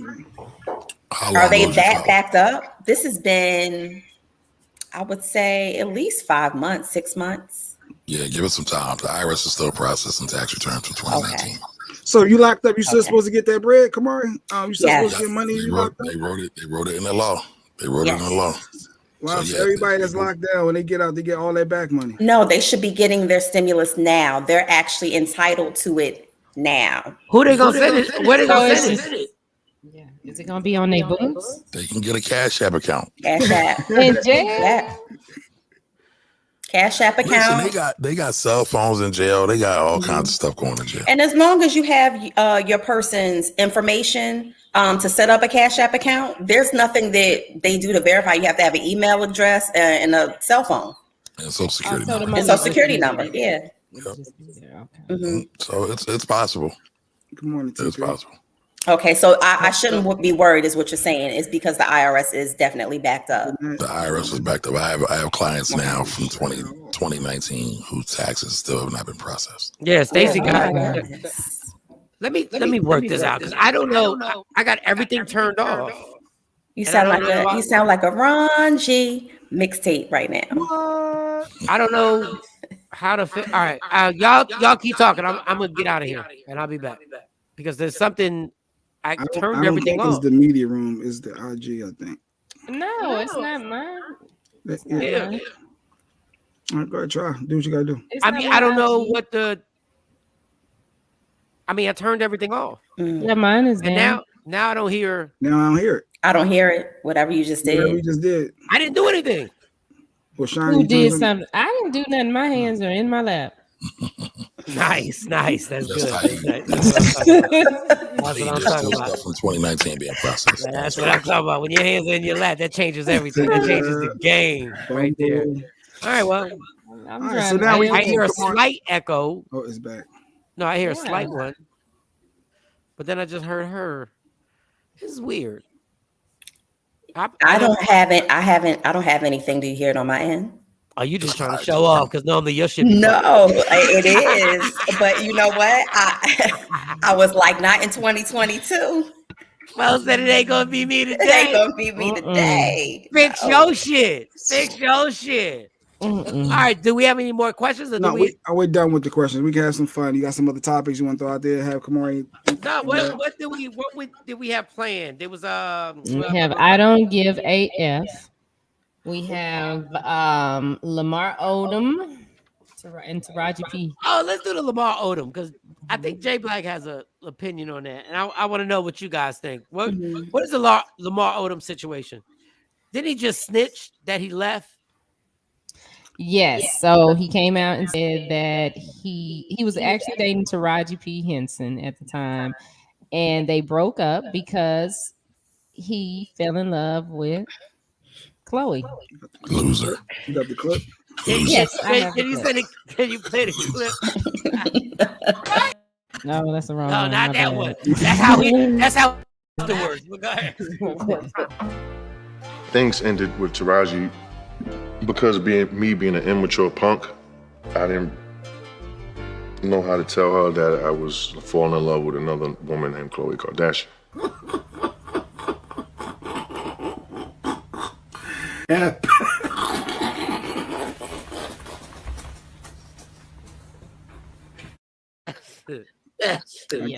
March to the rescue. There are some things that you could just keep to yourself. Damn, this is going all over the place now. I hear it. Yeah. What the hell? That's Kamari. Oh, throw it on me. Blame it on the black man, right? Kamari's voice sounds perfect. No, but we don't have problems with Kamari. Come on. Shiny was. Y'all want me to drop off IG and see what happens? No, you got to stay on there. You got to stay everywhere. What is the problem? Like could be so simple. Sometimes it works so well. But Kamari, what do you think? You would have left Ferrari to go to Chloe? Hell no. Hell no. Listen, I have a thing for Taraji. Like that whole baby boy when she was like, "I hate you, Jody." I think that's like the sexiest thing ever. Don't judge me, y'all. I know that's no judgment zone. I like their emotion. I know what you're talking about. There was something about that emotion that made you feel like something that she loved. No, she loved him for real. Like she was really on some old. She loved, but Jay Black said, "Chloe, I would have been gone for Chloe." Really, if you look at her face, really ain't that attractive. Is that before or after surgery? Even after. Now her body, she done worked her body out crazy. Like she done toned up her body nuts, but it's not really to roll over to that face and just kiss her. I mean, but I don't know. For me, I don't see what kind of conversation I'm going to have with Chloe versus a Taraji. How to be where's the mental stimulation going to come from that? Really? Right. How to be a billionaire? That's the conversation. How do you build the brand? But she's not a billionaire. Then you have to talk to her mama and her sister. Sisters. That whole squad is doing it. Like that is something that you absolutely would consider. And there's Chloe right there. Yeah, I said her body. That's not what she looked like when Lamar left Taraji. She didn't look like that then. She had OJ's nose at that point when he left Taraji. She had a box shape. She was real boxy and real husky. So no, she did not look like that. Them shoulders wasn't that small and feminine. They were all and that's all like a linebacker. Like a linebacker. She looked like she was built like her dad. And that the real dad. Stop it. Shade. Well, I want to shade forever. Baby, remember mine. First of all, I love when women be like she's the only one that's switched up. We got tons of they all done switched up. But Taraji, Black women, Hispanic women. Taraji hasn't touched her body or her face, and that's what I appreciate. Don't ever make that comment because you do not know that. As far as we know. Yeah, you do because you know she done did something. As far as we know, and you know she done did something. What did she do? There is no choice in Hollywood. The older you get, you're doing something. She may have had some Botox here or there. If you're a man or a woman. If you're a man, you're doing something. She looks good though. She looks good. She's aging very well, very gracefully. Chloe might have been doing more stuff in the bed. Chloe might have been doing the turnout. Maybe the guac. The turnout is amazing. Like people can underestimate the turnout. The turnout's crazy. I mean, even if she does have the guac 3000 going on, I still don't think that I would have. She had the cocaine. And it's a She had the drugs. Here goes Shawn. Here goes. That makes sense. That makes sense. And you're telling me Taraji P. Henson sitting around with these actors didn't have the drugs? She didn't have as many. Allegedly. Hard out here for a pimp? You think there wasn't drugs on that set? But she ain't no crackhead. Chloe's not a crackhead. Lamar was. No, Lamar was. Lamar was. Lamar was. So she was giving him something. I don't know. She dropped all that weight. I don't know. Nothing ever ceases to amaze me with a lot of these artists, a lot of these stars. So I'm not going to put anything past. He left the black chick for the white girl. So I ain't got no respect for him now. Oh, that's what it's all about. And when you get on, your ass for a white girl. Is she white though? Ain't they Armenian? I don't give a damn. She ain't black. Well, if OJ's her father, She ain't chocolate. if Well, OJ's even her Sydney, father, all I'm gonna say is when she in the sun, she get a couple of shades under me. But she don't look like Taraji. She ain't Taraji. Taraji No. is a sister, and he went over there with that, and that's why he was out there in the bunny ranch about to die. no, he was out there at the Buddy Ranch because he smokes crack. He It has smokes nothing to crack. do with Yeah, that. he smokes crack. He smokes crack. That had nothing to do with leaving Terrari because a lot of people left Terrari. Like he God don't wasn't the like only. ugly. You know how women be real quick. God don't like ugly. Yeah, but he ain't the only one who left her. He ain't the only one. Mm. There was a gang of dudes who was like, okay, Kamari, that ain't you on that left. You wouldn't be with Chloe. She look a That's mess. not what she looked like either, though. She ain't look like that. Snatch the daylights out of her right there. Listen, I'm gonna say this, and y'all might hate me for this. I love the business acumen of the Kardashians. They basically flipped porn tapes and made it legal. Yes. They created that new hustle, and all of them drop it like it hot and sell it for the rock. But I wouldn't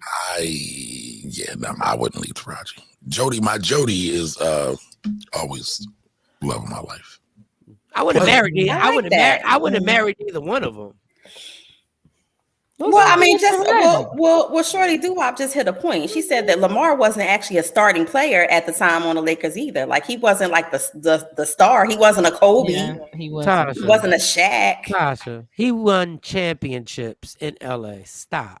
But he wasn't like a Kobe or a Shaq per se. No, you're not a Kobe or a Shaq. But when you win championships in LA, you're the biggest deal on the planet other than Kobe and Shaq. Well, the eighth man off the bench won. He was not the eighth man off the bench. He was an all-star. Y'all gonna stop downgrading y'all gonna stop downgrading Lamar. The eighth you ask any ball player, Lamar was balling.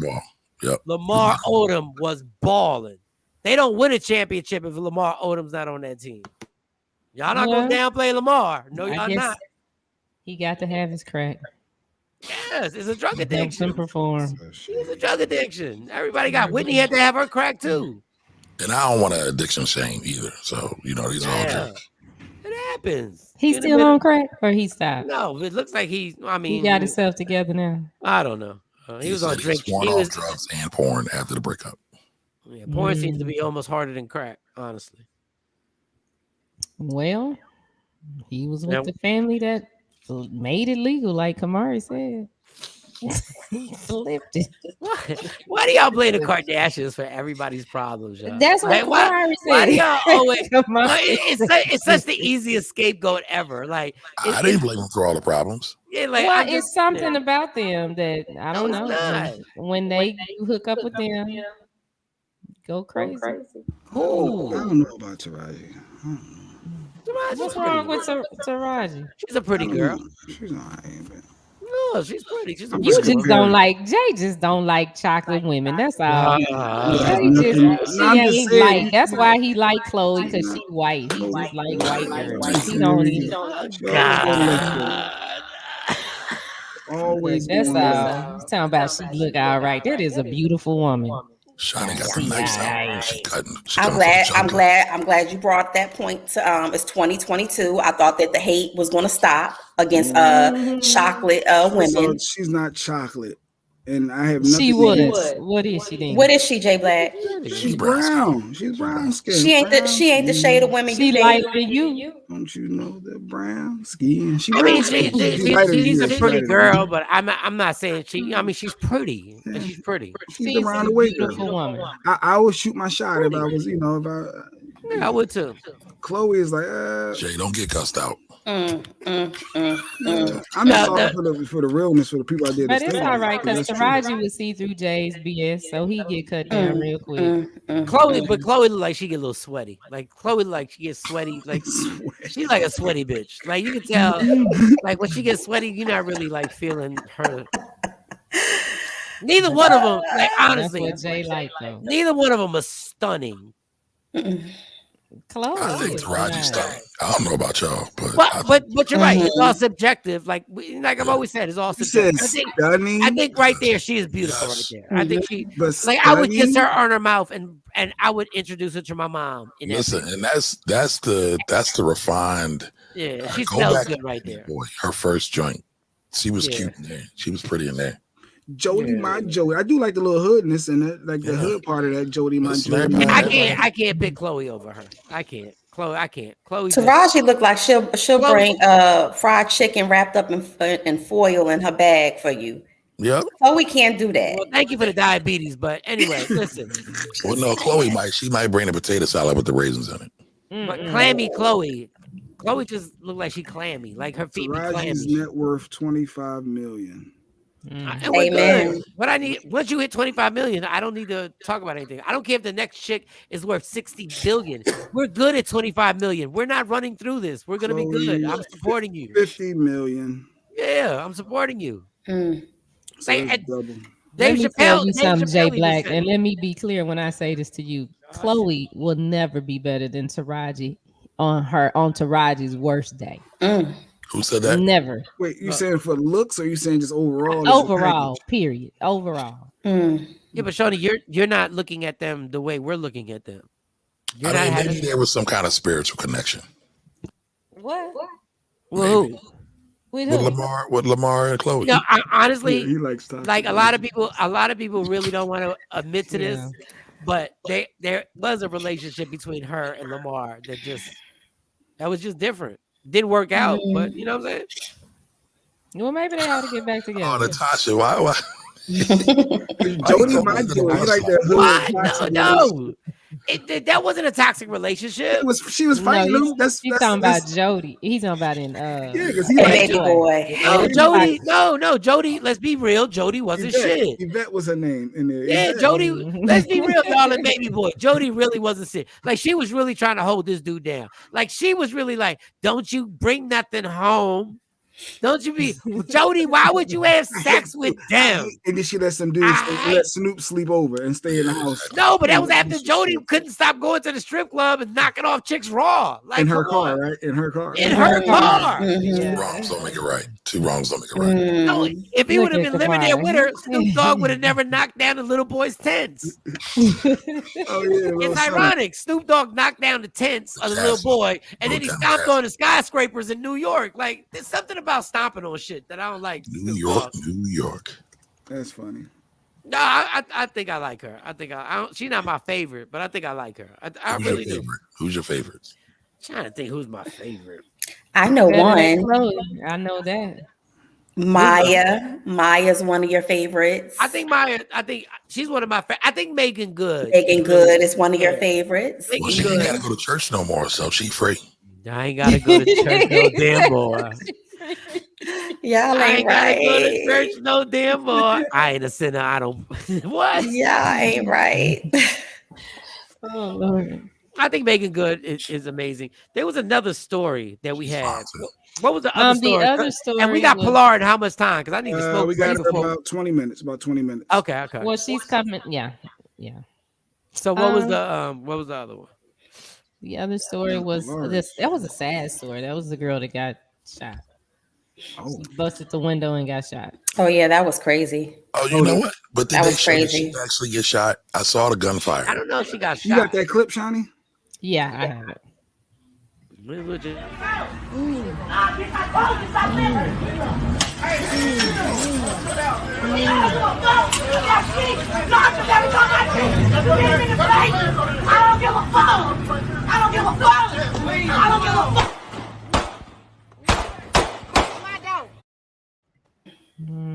They said she got shot, that she died. And that the girl, they said that, well, just reading that, they said the girl died and the other one is being charged with murder. The one who shot her. She wanted that smoke. But with and I was speaking to a legal professional about this when I saw that clip, and they were saying that she may, with a good defense lawyer, get off from that because the girl attacked and she may have felt that she was in immediate danger. She was not in immediate danger. She's not going to get off. No. She's not going to get off because if you follow somebody, the lady was already away from the car. She got out the car and could have driven off. And I just want to say this for everybody.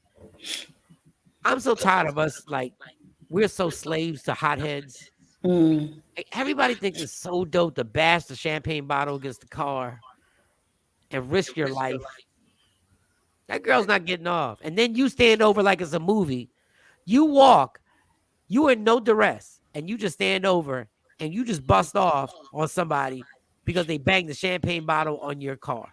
Protect or your his property. car, or what? I mean, was it the dude's car? Because he was trying to get the girl back. So, because I was like, well, because I heard, it sounded like she said something about her baby or her kids. I thought it was a brick. No, it was a bottle. It was a bottle. She smoked a champagne bottle. Yeah. And all this nonsense. It was a true shooter. She was a true shooter. Yeah, she was trained. Well, no, she's been to the range. I looked at her She had stance. a firm hand. Yeah. The kickback was leveled, and I was like, oh, okay. That wasn't her first time shooting. And that's my thing. Yeah, but she didn't hold it like this. She didn't hold it like this sideways. She didn't. She had a good stance, and she shot like she goes to the range. The car moved back. I didn't see the car. Oh, so she was driving, so she moved the car back. Like she could have pulled off, like Mike was saying, but she went back. Please make sure all these compliments y'all have on her shooting. Like no, it's not a compliment. I'm saying that is no. That's not her first time shooting. You can tell. Saying, all the compliments on her stance. Make sure y'all go visit her in her 15th year when she's in jail and go celebrate. Like this is what I'm. In no way am I celebrating her, Mike. What I'm saying is that you can tell that's not her first time shooting. Which also may work against her, because when you go to gun safety classes and things like that, that might work against her when they go to court. Play stupid games, you get stupid prizes. You ain't never lied, Tosh.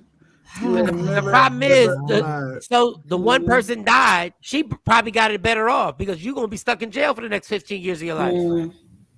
Yeah, but like, I do we hate not that understand the ignorance? Do we not get it, y'all? Yeah, Play it again. I want to see the car move because she's saying the car. I didn't even notice that. So I didn't see the car move, but all right, let's see. But where was the?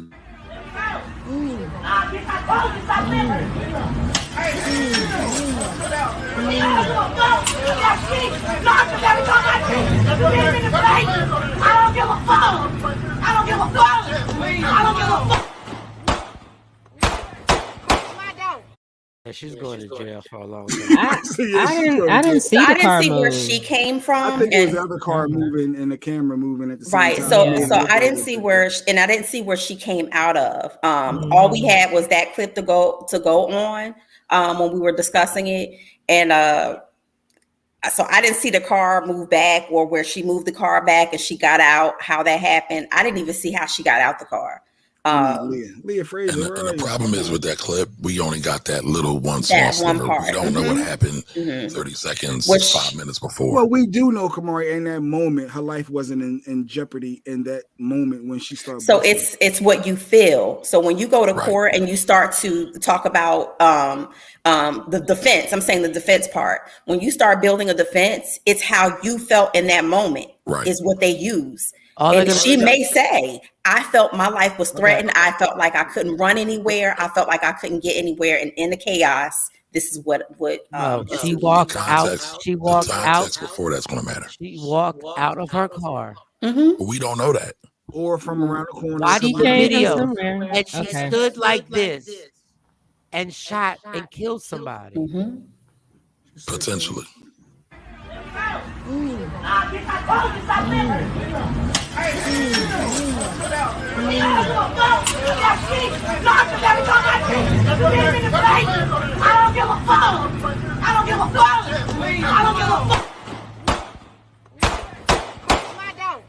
In jail she come forever. from? So the reason I say potentially is because it didn't show her getting hit. We don't even know where the boyfriend's. We're saying, yeah. I agree with you. Like, and I'm not going to go off hood reporting. No, I'm saying if she did kill the person, she's going to jail. She's going to jail. What, Jay? No, he was doing the hood report. I said, I mean, it's all an unfortunate circumstance. Why are we never? This is what I want to ask. Why are we never embarrassed about these circumstances? Because you understand a little bit when someone wants that smoke and he's saying, I don't give a F, whatever, and they're going to bust bottles over your car. Hey, how old are you? But you do understand that part. Like you put yourself in that situation. Old you are. You put yourself in that situation. So that's why some people understand. They're not saying that it's right. You're right. Okay, I got this. That's the truth. They look like they was about 20, So I got the story. So this is what happened. The never-ending cycle. Woman shot New Year's Eve in Durham has died. Damn. R.I.P. Okay, so a woman who was seriously injured in a shooting on New Year's Eve was rushed to a local hospital just before 11 p.m. She died due to the gunfire. They responded to the shooting at approximately 10:50 Friday to find a woman lying unconscious in a driveway at the 1500 block of Robin Hood Road. Driveway? Huh? Ironic. Robin Hood Road. Oh yeah, Robin Hood Road. Okay, she died. Okay, they indicated that. Okay, let's see. I don't get no details though. So I just don't understand why we are never embarrassed about this and don't try like this is the dumbest. These are the dumbest circumstances for people to die ever, and it just repeats itself over and over and over again. Why put yourself in that situation, right? Jay, it doesn't matter. People Why act like an idiot and don't expect and you know what, Jay Black? And why? I think, and then she responds and loses her freedom forever.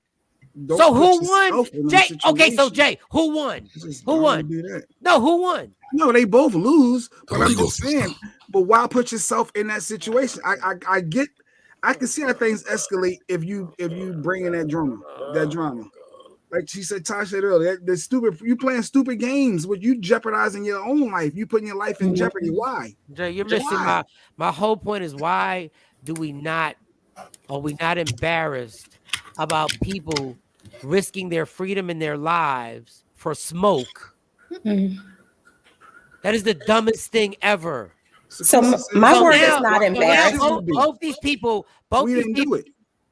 Why should we be embarrassed? So my word is not embarrassed. Until we're embarrassed and we say we're not going to deal with our people doing this anymore, and until we stop putting posts up where people say things like, "Yeah, she got what she was asking for," until people start putting comments under it saying this is disgraceful. When are y'all going to learn? When are we going to learn? I would say wins. Yeah, but I would say I would change the word up from embarrassment for myself. I would say that it's disappointing and heartbreaking. And it's not just even about race. It's just about the mentality of not having value on life. You can't stop somebody from doing something they want to do, Mike. No matter the boyfriend was trying to calm her down. Just fighting. Do you understand? It's our culture that's created that atmosphere. We are the ones who I don't give a fuck. Get off me. Whatever. I don't give a fuck. I don't care what happens. I would disagree with that, Mike. It wasn't our culture that's created that. Willie Lynch is real. It's here. I think we got to go a little bit deeper than that. I get your frustration and angst, but a lot of times I feel like we point the finger at the symptoms and not the root cause. And not to take away personal responsibility either. No, you're absolutely right, but it's too late to go to the root cause because we're the ones doing it now. Because they can say because she had no father. No, they're gonna try to figure out the root of it.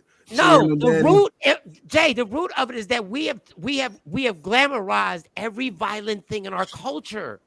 But that's American culture. No, I get it, and you're right. But I don't give a fuck about American culture. Scarface, the movie did more damage to me. What I'm trying to tell you is that you're right. But what I'm saying is that until we directly take responsibility, we gotta take responsibility for this.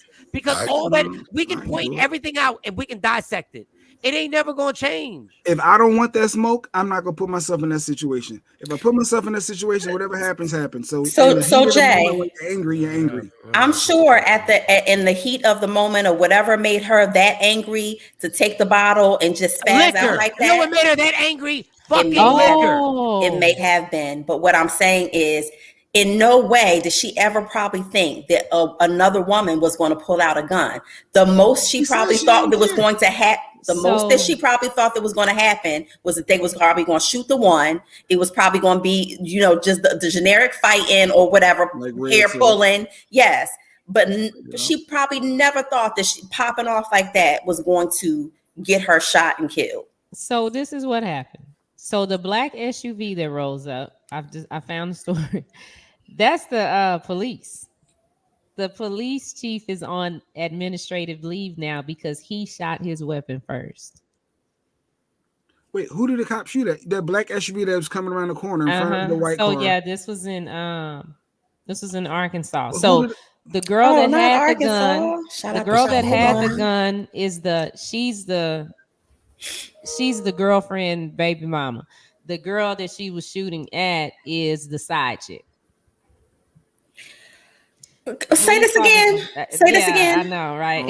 So the girl who was shooting is not the baby mom. It's the girlfriend. She's the girlfriend, baby mom. She's all that. She's the friend of the baby mom. No, she's the girlfriend and the baby mom. She's the baby mom. Okay, got you. Okay. The woman that busted the window is the side chick. So the officer pulled up. That's him coming up in this black little SUV thing, and he shot at the suspect first. So he's on leave right now. So wait, so the cop shot first, and then the girl started shooting? That's what it says. Yeah, he's on, and it's a black police chief. He's on administrative leave right now. Wait, so what part of Arkansas did this happen in? Let's see.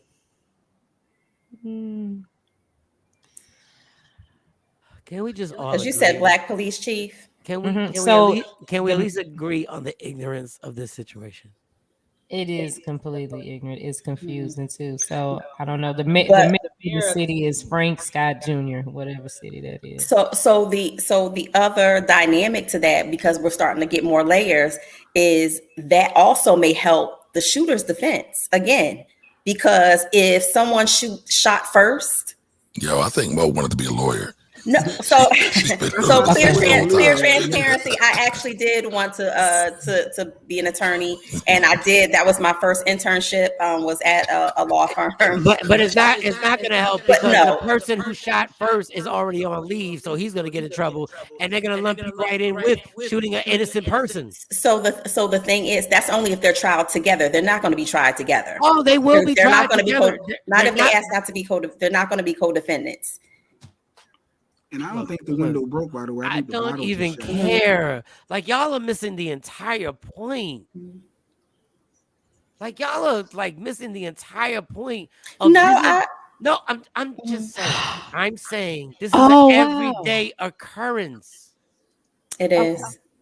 Like, y'all are like, oh, she could get off. Oh, I'm just saying clearly because more layers are coming. But I don't care about the layers. I care about the same constant mentality that happens over and over and over and over again. Like, so which is tragic. How do you change that mentality, Mike? I can't. You know what? Because everybody's got 6,000 excuses. So I won't even say excuses. I'll say this is systematic behavior. So when you're talking about changing systematic behavior, that's a different ball game. You're not trying to change one individual. Behaviors can be changed, but when you talk about systematic behavior, go ahead. I tried to tell y'all when they made it more, they're going to make it a lot easier to get guns. And everybody said, go grab your gun.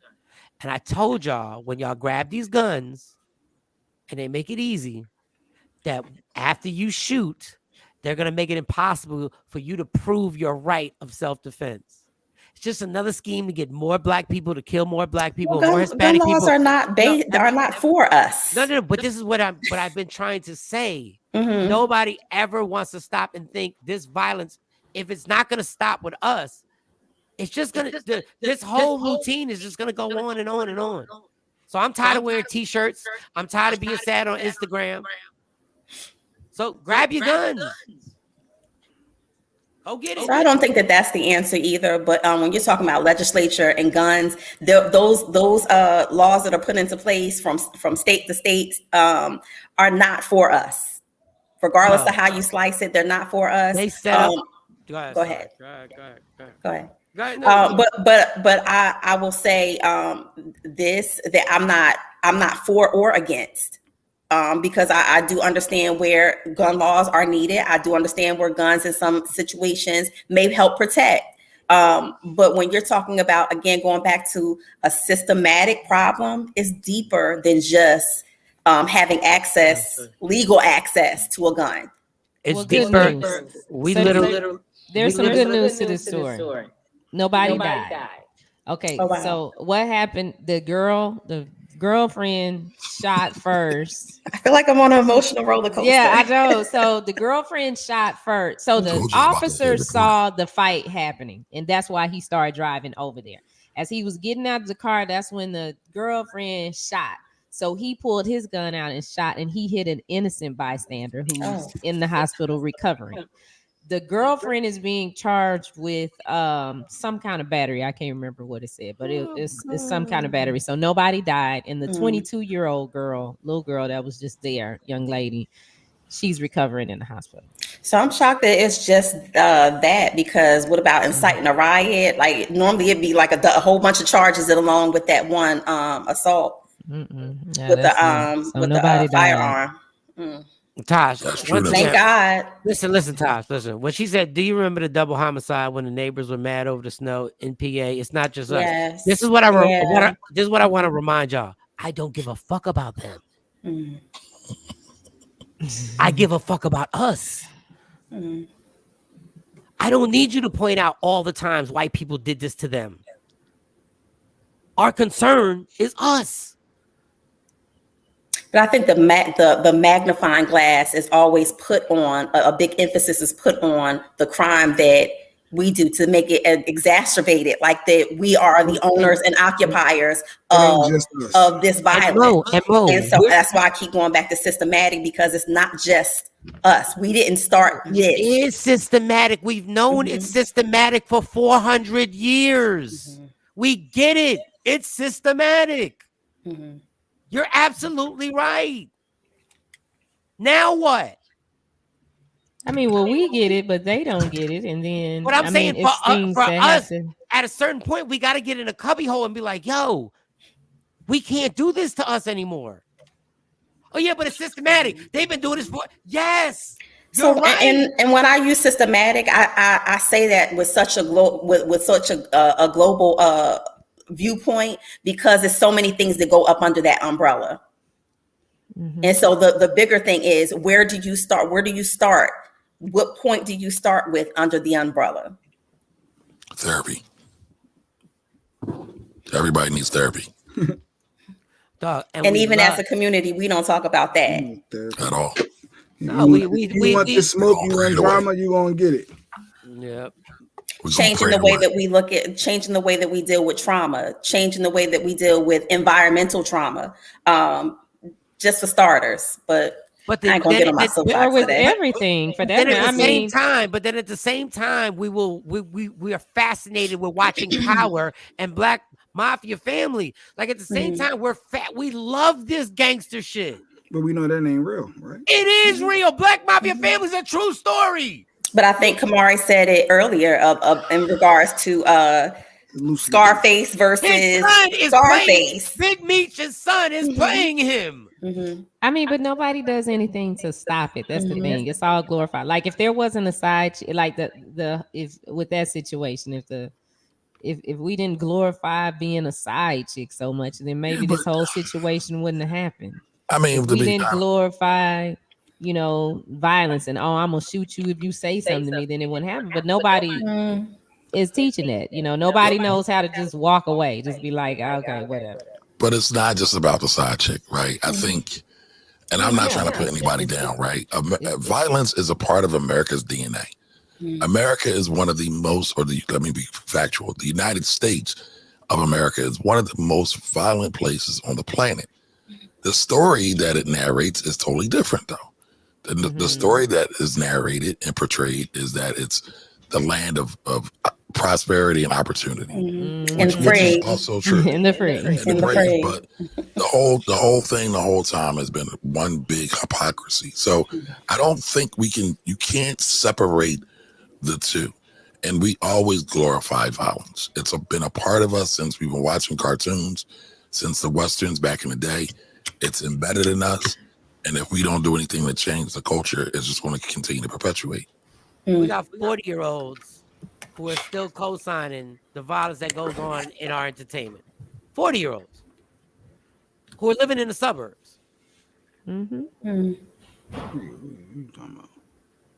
I'm not even gonna say any names because they podcast all the time, and they give out positive messages, but then they support the bullshit that's being said and bringing up the same stuff in the environment and in the hood. Listen, man, I'm tired. Like, shout out to you, Tosh. But everybody doesn't have access to that. I wish everybody could have access to therapy. I wish everybody could really deal with their traumas. But the funny thing is, after you deal with your traumas, you will hear a song that speaks about bragging about the same traumas you've been through. But can't everybody go to, like when I was little, my aunt used to take me to it's a branch of AA, of Alcoholics Anonymous. It's for teens, Al-Anon, and family. Yeah, she used to take me to that, and I didn't have no drinking problem or nothing. And I But you liked might have been going. around people who had those problems, Well, which creates toxic environments as well.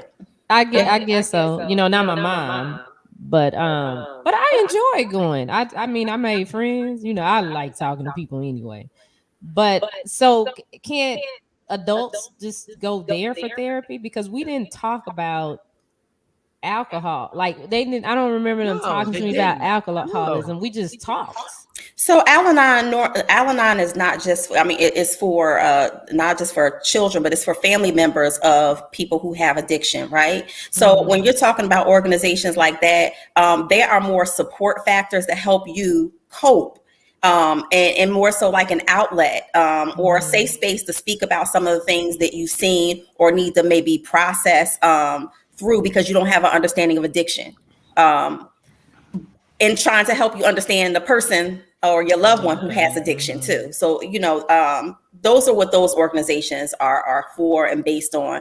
But when you're talking about access to therapy, I'm not even talking about, being able to call a number or have a resource at hand. I'm talking about normalizing it and making it healthy, using it as a point of where it's not just if something is wrong or you're in a trauma-based situation.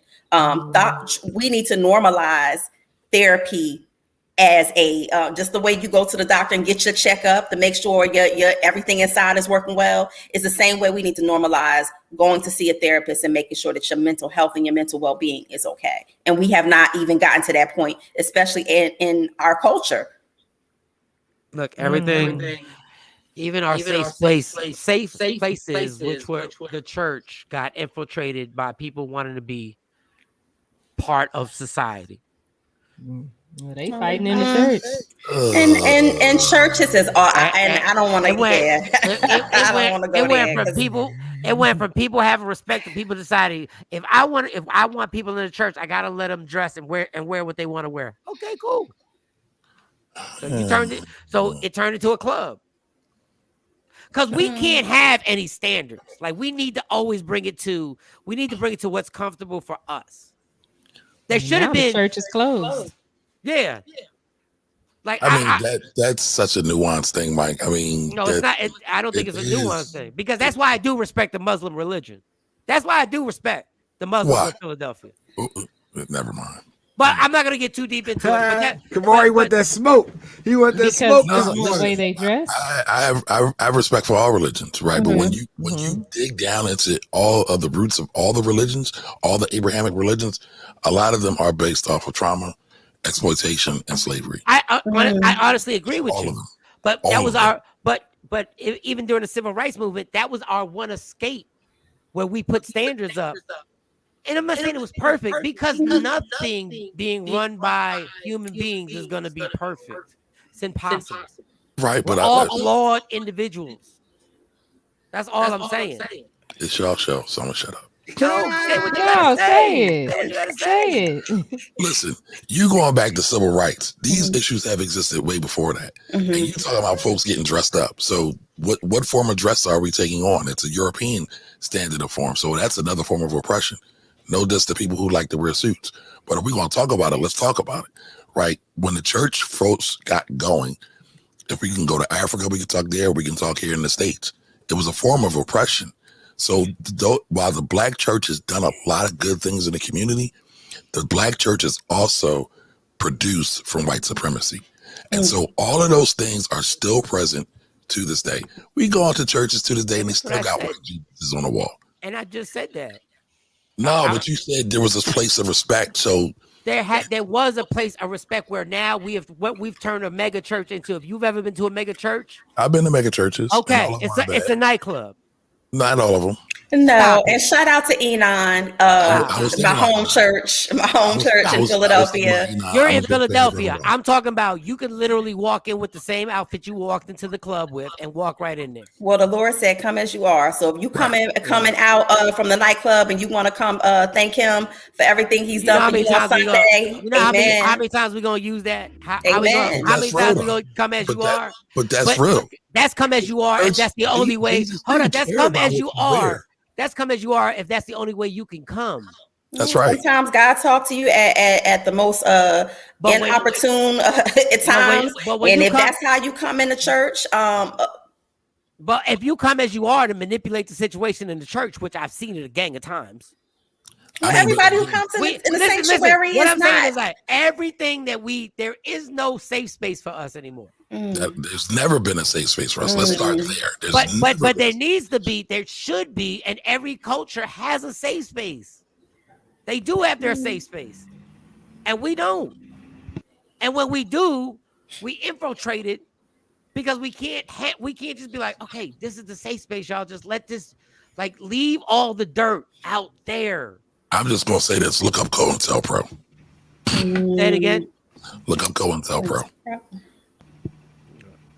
All right, well, I'm just saying. we want to thank our guest, Kamari. We have our next guest in the And Kamari, this is great. I love the fact that you spoke like this. I mean, but I'm just saying. All I'll say is this, and not to give excuses, right? Because I feel your frustration. This is so nuanced. There's not just one thing that has to be done. There are thousands of things that have to be done. Because I'll tell you what's not nuanced. They've made it that it's impossible to change this now. And they know it's impossible to change this. That's why the powers that be know we can't change it. They've got our claws in everything. So when everybody says tell me what the plan is. What would be your plan before you go? What would be your plan to change everything? My plan? Yeah. My plan would be get real education. Not just Eurocentric based education. Start there. How? Because that's a very generic thing. Like how? It's all generic. Read a book outside of what's being taught in the school district, right? And then get the whole family involved, because we all are around here promoting fairy tales and nonsense, and we're cool with it. Think about Christmas. We're all cool with saying this fat white dude came down the chimney, and we're cool with telling our kids lies. How about that? Let's start telling the truth and not tell lies. Can you say that one more time? Come on. Because I've been saying that, but can you repeat that one more time? Let's start telling the truth and stop telling our kids lies. But here's the thing: the parents believe the lies too. We all did. And you got to realize that these parents are also dealing with trauma, and so they're trying to create some kind of semblance of happiness, air quotes, to give their children some happiness, because we all live vicariously through our kids. So again, it's just one big vicious cycle. Afro Queen.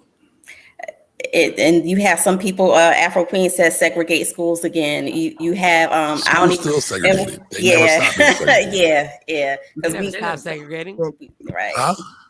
You're right. They never stop segregating. Right.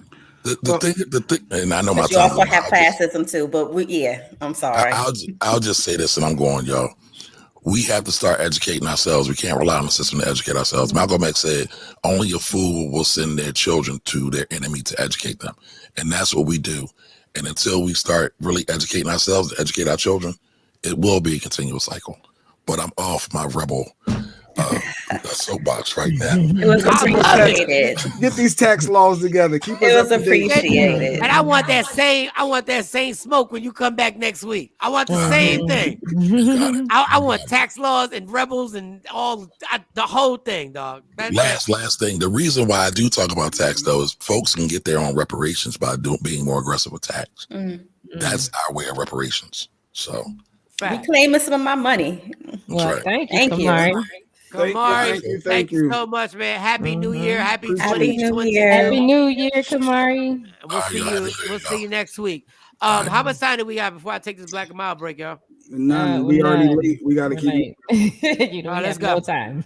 I was trying to wrap you up Is earlier. the guest here? Is the guest here? Yes. Yes. All right, well, let's here. go. Let's go. Let's go. Let's go. Introduce the guest. Come on, y'all. Come on. Shiny. Go, Jay. All right. So, ladies and gentlemen, it's a new year. It's a new us. We want to get our bodies fit. We want to be right. We have our guest that's coming on. She's popping on Amazon right now. Top seller video. She's everywhere. Her name is Pilar Sanders. We want to welcome her this morning to the show. Good morning, Pilar. Pilar Sanders. Yes. Pilar, we are so sorry. We get running our mouths and we apologize so much.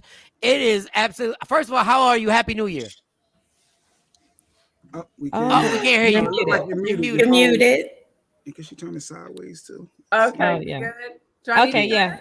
And can you turn your camera sideways? Okay, hold on. Bam. See, I already like her. She has the arms and the hands and the yes. Pilar, first of all, it is a pleasure to have you here. And first of all, like we'll say it again because we couldn't hear you. Happy New Year. Hold on 1 second. Sorry, the sound is completely off. You want to try it again? It's all I don't know, computerized or something. Oh, it's doing the digital thing. Uh-oh. Do you want? I have no idea how to fix it. And we can hear you perfectly fine. That's all right. We hear you but she can't beautifully. Yes. Can you hear us? I could bear. It's like completely. Hold on. Let me see if. Come back in. She may have to come back in. Mm-hmm. Mike said top 5. She's on her phone too. Sometimes when they're on their phone, they have to use their earbuds because it'll I don't want to be a player no more. For instance, Lord. No, Dave, we're not reading that right now, Dave. Put it down. No, Dave. No, we're not neither. That was a dissertation. Wait a minute. SAT paragraphs that we got to answer questions on afterwards. Baby. Jeez, Dave had something to say. I don't know what it was, but it was. How you doing, Claude? Hi, Claude. Hey, Claude, what's good? All that spell check and all that shit. You out your damn mouth. Let me just. I'm not gonna read it. Just put it up there again. What the hell he was thinking about? Hey, when your paragraphs start with, for instance, you know how long, you know how much reading we got to do. Oh my gosh, I don't know what's happening, you guys. No, I can hear you. Can you hear us now, Pilar? No, it's like all chopped up. I could barely make out what you're saying. Can you hear me? Okay. We hear you beautifully. Okay, perfect. Does she have earbuds? Do you have earbuds to maybe or? No, honey, I don't use those earbuds. No time for me. All right, let's see what we old school with the wire, but I'm catching you. I'm catching you. All right, so let's try and we'll do it slow. I'm not catching you. She's not. I wonder what's wrong. Maybe she can jump on an IG live. Do you want 2022 won't let us be great. Now I hear you. I hear you. That would be me. Yes. Okay. Oh, great. Okay. Well, I'll just translate. Everybody says Happy New Year and welcome to the show. Thank you. Happy 2022. Wow. You tell Mike like if she can't hear me, I can't hear Mike. Go, no, I hear you too. Okay. How about now? Do you hear me? Now I hear you. See, you were the problem the whole time. I've always been the problem. I've always been the problem, Pilar. All right. First of all, it's a pleasure having you on here. God bless. Happy New Year and all that good stuff. I never thought I'd get to interview you. I've interviewed a gang of people and working on K104 in Dallas. I actually, we interviewed Dion. And this is going to seem so inappropriate. Me and Jay Black had this conversation. And I'm just going to say it. Top 5. When I ranked the top 5 beautiful women in America, you were in my top 5. And people were like, well, what else does she do? And then I realized you're an actress, you're a model, you're a producer. And then I've come to find out you're in a movie with Vim Raines, Cameron, and Omar Gooding. Oh, yeah. And Percentage. Yeah, Did you forget you were in that movie? Yeah, it was a while ago. Yeah, I have my hands in a lot of things, Don't get it twisted. But now you got the fitness situation going on, and I went on there and checked you out. And so how intense is this fitness training? Like, is this something that my girl can actually do? It says it's a 30-day transformation. Yes. It's 7 videos. Yes. And I saw a little bit of it, and I know I can't do it. So how? No, you totally can. Thank you, by the way, for your ranking. You're top 5. We're gonna go back to that. You are top 5 for real. Like, and I'm not saying it just because you're here. Me and Jay Black had this conversation. But continue. Give us the fitness transformation. How does it go down? Well, see, gosh, there's so much to it. I have an amazing cast of just hot trainers. My daughter's one of them. She just turned 18, so we're really excited. So that kind of gives you an idea of the range that we go. She's a student athlete, but she's more than able to do all of the workouts. If you're a novice, if you're a trainer's trainer, you will find something that you can identify with and you can work from and build from there as well. So like I have all kinds of workouts. I have HIIT, cardio, abs, it's full body, weighted bands, without any weights, floor, everything. And no, you'll be able to do it. You'll be able to do it. It might be a little challenging at first if you're not used to moving at all. Right. But if you are, you're not. Well, that's Jay Black. Jay Black's not used to moving at all. Like he's pretty sedentary. Like 30 days, is that guaranteed? Like, yeah, in 30 days, am I going to look like you, Pilar? Like in 30 days, can I look like you? No, Let me tell you something. You are actually going to see a change in your body within the first week. I really want to say within the first 3 days, because we've tried it out on people. And by the second day, literally, people have seen changes in their shapes, in their metabolism, in their fat percentage, in their muscle build, and toning, and everything. Like, it's really no joke. The way we kind of directed the movements one after the other, it's for its optimal effect to tone and build and shed fat. So that's gonna happen. Yeah, I'm trying to get like you. I need to know that plan. Now, does your plan encompass nutrition as well? Yeah. So does like a nutrition plan come with it, or is it just specific? It's not on the DVD. It's not on DVD or the streams, but you can log on pilarfitforlife.com, and we'll have newsletters and information that's going to help you. I'm not one for fad diets or for dieting at all. And the way that I've done it works for me. It works for a host of other people from all different backgrounds. So those are some of the things that we're going to be sharing on the website, snacks on the go when you're out eating, just from wherever you are. Like, I had a friend who, she was drinking literally 9 Dr. Peppers a day. Nice. 9 Dr. Peppers a day. I kid you not. She didn't work out. She didn't do anything. She didn't take stairs or anything at all. And she wanted to get ready for her class reunion, and she had 30 days. This woman dropped 30 pounds and toned in 30 days without being on a diet, without changing much of her routine, just by some of the things she did from Pilar Fit for Life. Her life changed. That was an example of one of the things she had to do, because if she lost that much weight, I'm thinking she had, like, crack had to be involved. Like, no, stop. No drugs. I'm playing. Dr. Pepper is kind of like crack sugar. No, Dr. Pepper is crack. That's why I drink diet Dr. Right, yeah, right. You're right. Yep. So it's getting into a person's whole lifestyle, and that's what Pilar Fit for Life does.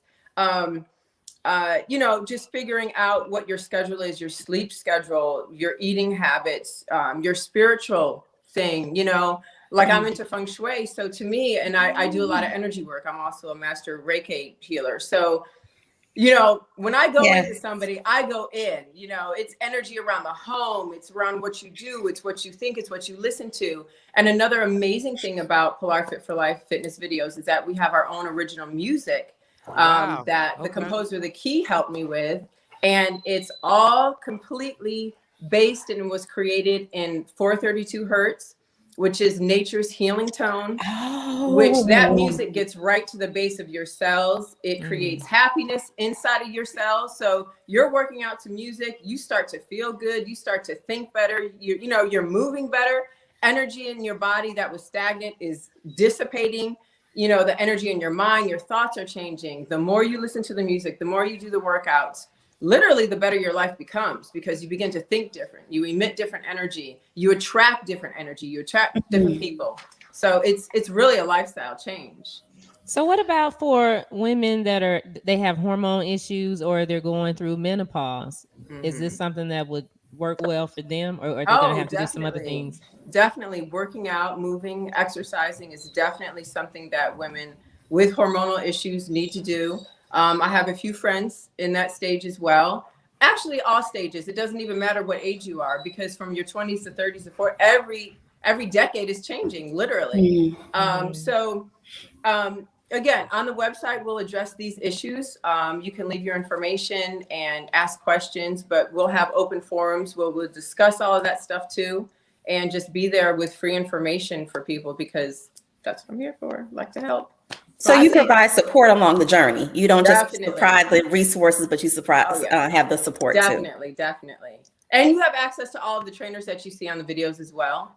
So if you see one that you really identify with, you know, you can connect with them and they train. So, you know, it's really on a personal level. Yes, I see everybody working on your team. I see everybody's in shape. Everybody is popping. Yeah, I probably, yeah. One of them is her daughter, Mike. So no. I know the daughter. And I just want to say, I wanted to bring that up. I think you have reinvented yourself in such a way that it's amazing. Like, I know being in the marriage that you were in, and I love Deion Sanders. Ooh, I need to take a drink. Hold on. Yeah, go ahead, take a drink. But my thing is, you caught a lot of hell. Like, there were a lot of things that were said about you, but I've seen this transformation. I love what you do on social media with your kids and your daughter. I think that is absolutely amazing. When you do those TikToks are so much fun. I'm a hater because I can't do them the way you do them. But on her IG? Oh, go. I'm sorry. Go ahead. But on her IG, on your IG, yeah. What was the toughest thing? Because I watched these young people in these power couple relationships. I watched like the baby and Danny Lay, and I watched them going through all the stuff. What is the one thing that was misunderstood about you when you're in a high profile relationship? What was the most misunderstood thing about you?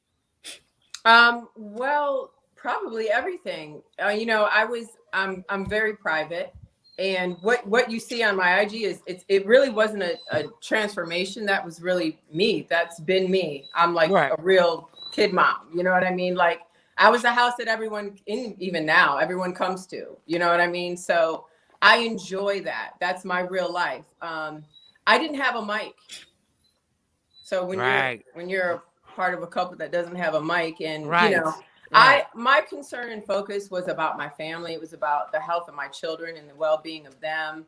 So, you know, whatever for that. The truth will come out. I don't even care about that stuff. You know what I mean? I don't need to put on in front of cameras or anyone or anything else. So, you know, concerning that, you know, karma's a thing. Do you feel like when you watch these younger people getting it, not even just younger people, even when you watch Kanye and Kim, and you watch these celebrities go, is it even possible to have a relationship work like that? Oh, I mean, it's definitely possible. You just have to have two willing parties that want the same thing. You know, you have to be vibing on the same level. It's possible. Absolutely, it's possible. But, you know, every party has to take responsibility. You can't do the blame game, you know. So if you want to make it work, you can make it work. Right. Respecting yourself and another person, but that all comes from within. You know what I mean? If you don't have honor and value for yourself, you don't love yourself truly and really, then there's no way you can express that for someone else. Right. Well, because I always. You're muted, Mike. You're muted, Mike. He got muted. Wait a minute. Muted, Mike. Myself, sorry, God. Muted myself. He got excited. Don't touch anything. I can't touch anything. I think there's a short in my microphone right now because I got to stay real still right now. Real still. So, what is next for Pilar? What you have this going on? This is amazing. Nobody can co-sign fitness the way you co-sign fitness, because I think a lot of people, when I see your amazing children, you got 2 football stars, you got a basketball star, Yes. and I think a lot of people just go like, "Well, that's all Dion." No, athletically, you are 50% of this collaboration, and I think this fitness thing is proving the point. Like, you look amazing. It's gonna be some hard work. Where are you going with this? Are we gonna go on a tour and tour around the country Oh, and go definitely. city to city? What are we doing? I mean, whatever the people call for, I'm willing to bring it to you. And yeah, like you do see that in my children when they came out. This is what literally I've been doing for my entire life. My dad used to box, so we were, really little, lining up, on punching bag. You know what I mean? So it's a way of life for me, and it's definitely a way of life for my children. So no, it's not a fluke. He has 5 kids. Yeah. I have 3, and 2 are playing football. 1 is playing basketball. Yeah. So, them genes, the good genes. All right, Pilar, who's your favorite rapper? Who's your favorite rapper right now, like of all time? What's the rapper that when you want to turn up, nobody even knows? I don't even know if you smoke, but if you do smoke, if you yeah, just in case, let's say in a make believe world, what would be the rapper that you would turn up to? Oh my gosh, I turn up to a lot. Let's go. I turn up to a lot. Goodness gracious, you would ask me that right now. Take your time. We got time. Well, I really like Pop Smoke. Really? Okay. Yeah, absolutely. Yeah, I love Pop Smoke. So if you love Pop Smoke, not to be funny, but are you a 50 fan? I like 50, definitely, for sure. 50 was popping. 50 was out, he was popping. You gotta admit 50 was popping. Okay, definitely. I'll still rock some of that for sure. Okay, go ahead, keep going. I need more. Who else gets you turned up? Getting to know Pilar. I like this. Go ahead. I guess I'm a fan of all these little TikTok songs too. These little TikTok stars coming out. Did you understand the assignment? No, I'm playing. That was a bad joke. Yeah. Give me the TikTok songs. What are the TikTok songs? What are the ones that because you're killing the TikTok videos. Like, you really are. Parents don't know. It's so much pressure with these kids because they'll look at a video and they literally will learn a dance after looking at the video twice. Okay. And I'm like, hold on a second. One day we might do it behind the scenes, but my daughter would be like, okay, no, you're not going to do this one with me. You're not doing it with me. And so it's like, it's fun, but it takes a minute. It takes a minute to grab because you're looking at it and you're trying to learn the moves. And it's like, okay, wait, this is backwards. I want to go left and they're going right. So what do we do? It's kind of funny. You got to practice before you get to the kids. Because the kids will embarrass you. You got to practice before you got to come. You got to show up ready. You got to show up ready, or at least almost ready, and just have all the questions. Everything. You got to be laid out and ready to go because they'll get it in a take. They'll get it in 2, and if you don't get it, you're not making the video cut. That is too much damn pressure. I can't do it. That's too much pressure. I can't. So you really study these TikToks before you get involved in them? I mean, no, not that much. Like, I'll see some and I'm like, ooh, Shalimar, let's do this one, or something like that. But she'll be like, no. And 2 of them I ended up doing without her, and she was like, I can't believe you did that, and it was really funny. So she stitched one together, and I was like, okay. But yeah, I mean, it's fun. It's something that they like to do. I like to have fun with my children. My children are a lot of fun. I'm trying to get out of this sunlight. Sorry. My children are a lot of fun. They have a sense of humor. They're quick-witted. And, every parent doesn't really like their child. They may love them, but there's a difference. Like, I really like them. We hang out. We cook together. We play games together. We're like, okay, what TikTok do y'all want to do? Like, Shiloh, the boys are home, and Shiloh was like, okay, mommy, do you want to do a TikTok? And I'm like, yeah. All right. I don't want any names. Any names. How crowded is your DM on Instagram? Like, how many athletes? And do you check them? are in your DM, like I know it's got to be like a traffic jam in your DM right now, and I know they got to be hit with no disrespect intended, but no, my stuff's dry. No, no way. You can way. you can say everything except my stuff is dry. No you can say whatever you want. Let me say my DMs.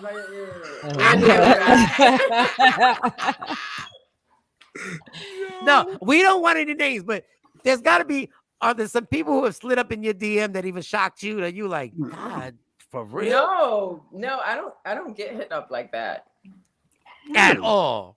No. LeBron ain't never slid in there. I don't get hit up like that. Chris Paul ain't never be like, Pilar, I just want to say, love your fitness video going on. They never slide. Not those names. I don't deal with that stuff. I don't know. Maybe it's just because I have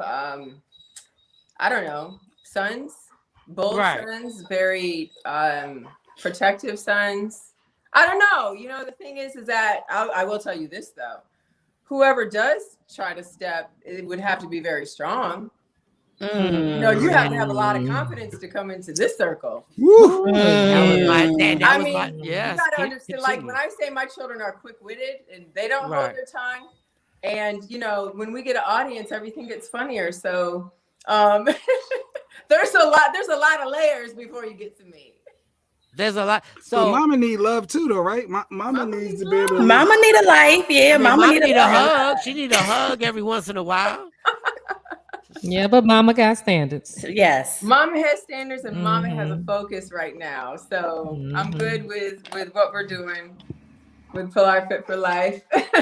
Pilar Fit for Life. We give to so many people all the time, whether it's our marriage, our relationship, our children, we're constantly giving and helping build other platforms and other things. And so like, my children are in college. One is on her way. So it's my time to build me, and I'm good with it, and to help other people because that's what I'm really good at. So now, Pilar, when all the kids is out the house, it's time to be back in them streets a little bit. Like you can be back in them streets a little bit, Pilar. See, no, you know what? I have a song on I have a music mix, right? Okay, go ahead. To the whole video series. I talk about that. Yeah, I talk about that. Go listen to it. It's called Girls, Girls, Girls. Wait, what? What do you mean, girls? What, girls? That's the song? It's a song. You gotta listen to it. I need to listen to it. Can you give us a brief, a little brief description of what this song is saying? Are we saying we back out in the streets? Or it is saying we're back out. Yeah, it's that time. Absolutely. Oh, Pilar. We might get a little wild. Oh, she coming off the shelf. Okay. She coming off the shelf. After them 30 days of transformation. After them 30 days. Pilar you'll be coming off that shelf after a week. I promise you. I am actually. I'm going to start the challenge. I'm going to do the 30-day challenge, and she's not going to finish it. Pilar. She's not going to finish it. I'm going to do it too. I'm going to do it. She's not going to finish it either. She's not going to finish it. I'm telling you, you are going to want after a week, even probably before a week, you're going to start stripping down your clothes to something smaller and skimpier because you're like, what? I mean, the girls are never going to go anywhere, but I need for everything else to kind of come back into place. After you have a child, sometimes your body wants to do the complete opposite of what you want it to do. And so I need to get back to some level of basics here. So I'm excited. I'm going to try the 30-day challenge. Definitely. It's the perfect time too. I want to transform my arms and my butts. My arms and my butt. I do that and I'm good. Honey. Because all the weight went to my arms. I'm telling you, I got you. And right now it's on sale, Mo, Shawnee, on Amazon. You go to Amazon.com. I noticed I was checking around to see who had the best prices, but right now Amazon is the top seller. Okay, Pilar, where would you like us to go to purchase your video? You want us to buy Amazon? It's official. Do you want us to go to your website and purchase? Well, you can go to my website. It's going to direct you to Amazon. Because they're the ones that's going to get it to you quicker, right? But you can also stream it and download it as well. I will post the places that you can download it right to your phone or computer or iPad or whatever. And it's also on my website, pilarfitforlife.com. So okay, it'll direct you right to it. Pilar, before we let you go, because I know Jay's gonna have something. He always does this after we've interviewed somebody for a bunch of time. He waits to the end. Can you tell me what is something that is very attractive in a man, and then something that is very unattractive? Confidence. Nice. Now give me the unattractive. I guess would be unattractive. Unconfident. Right. Would it be insecurity? Insecurity. Everybody got a little insecurity. Everybody got a little self-esteem. Low self-esteem. Yeah, I can't deal with that. What is it in a romantic aspect? What is something a man can do can totally turn off? You could be all the way in the mood. Like we're going to an intimate situation. We're going somewhere. It's perfect. What can that man do that can automatically cut it all off where lights get turned on and people walk out the room? Walk out the room. What's scary? Act scary. Oh, act scary. What is scary? What is scary? What he said, boo? Like, I ain't doing that. What, you scared? Like, are we about to do this for real? You sure you want to do this? You scared? You sure? Ladies, yeah. I got you. I'm here. No. I got you. No, wait a minute. Is that my phone ringing? We got you.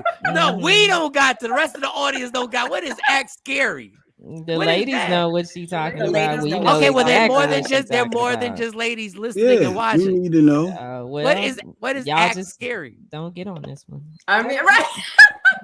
Don't get on this one. This is the female thing, Mike. They know what No. We need to know. Like, give me a hint of what act scary is, because I don't want to act scary. I might act scary by mistake. All of a sudden, I don't act scary. Who the hell you acting scary? Maybe that ride ain't for you. Hey, right. It's too much. This not Sandy Lake Park. This is amazing. I told you sometimes you gotta be this tall to ride the ride. There's rules and regulations to every ride at the amusement park. Ladies, you got it. Oh my gosh, take it away. They oh know. My God! Thanks, Mo. Thanks, Johnny.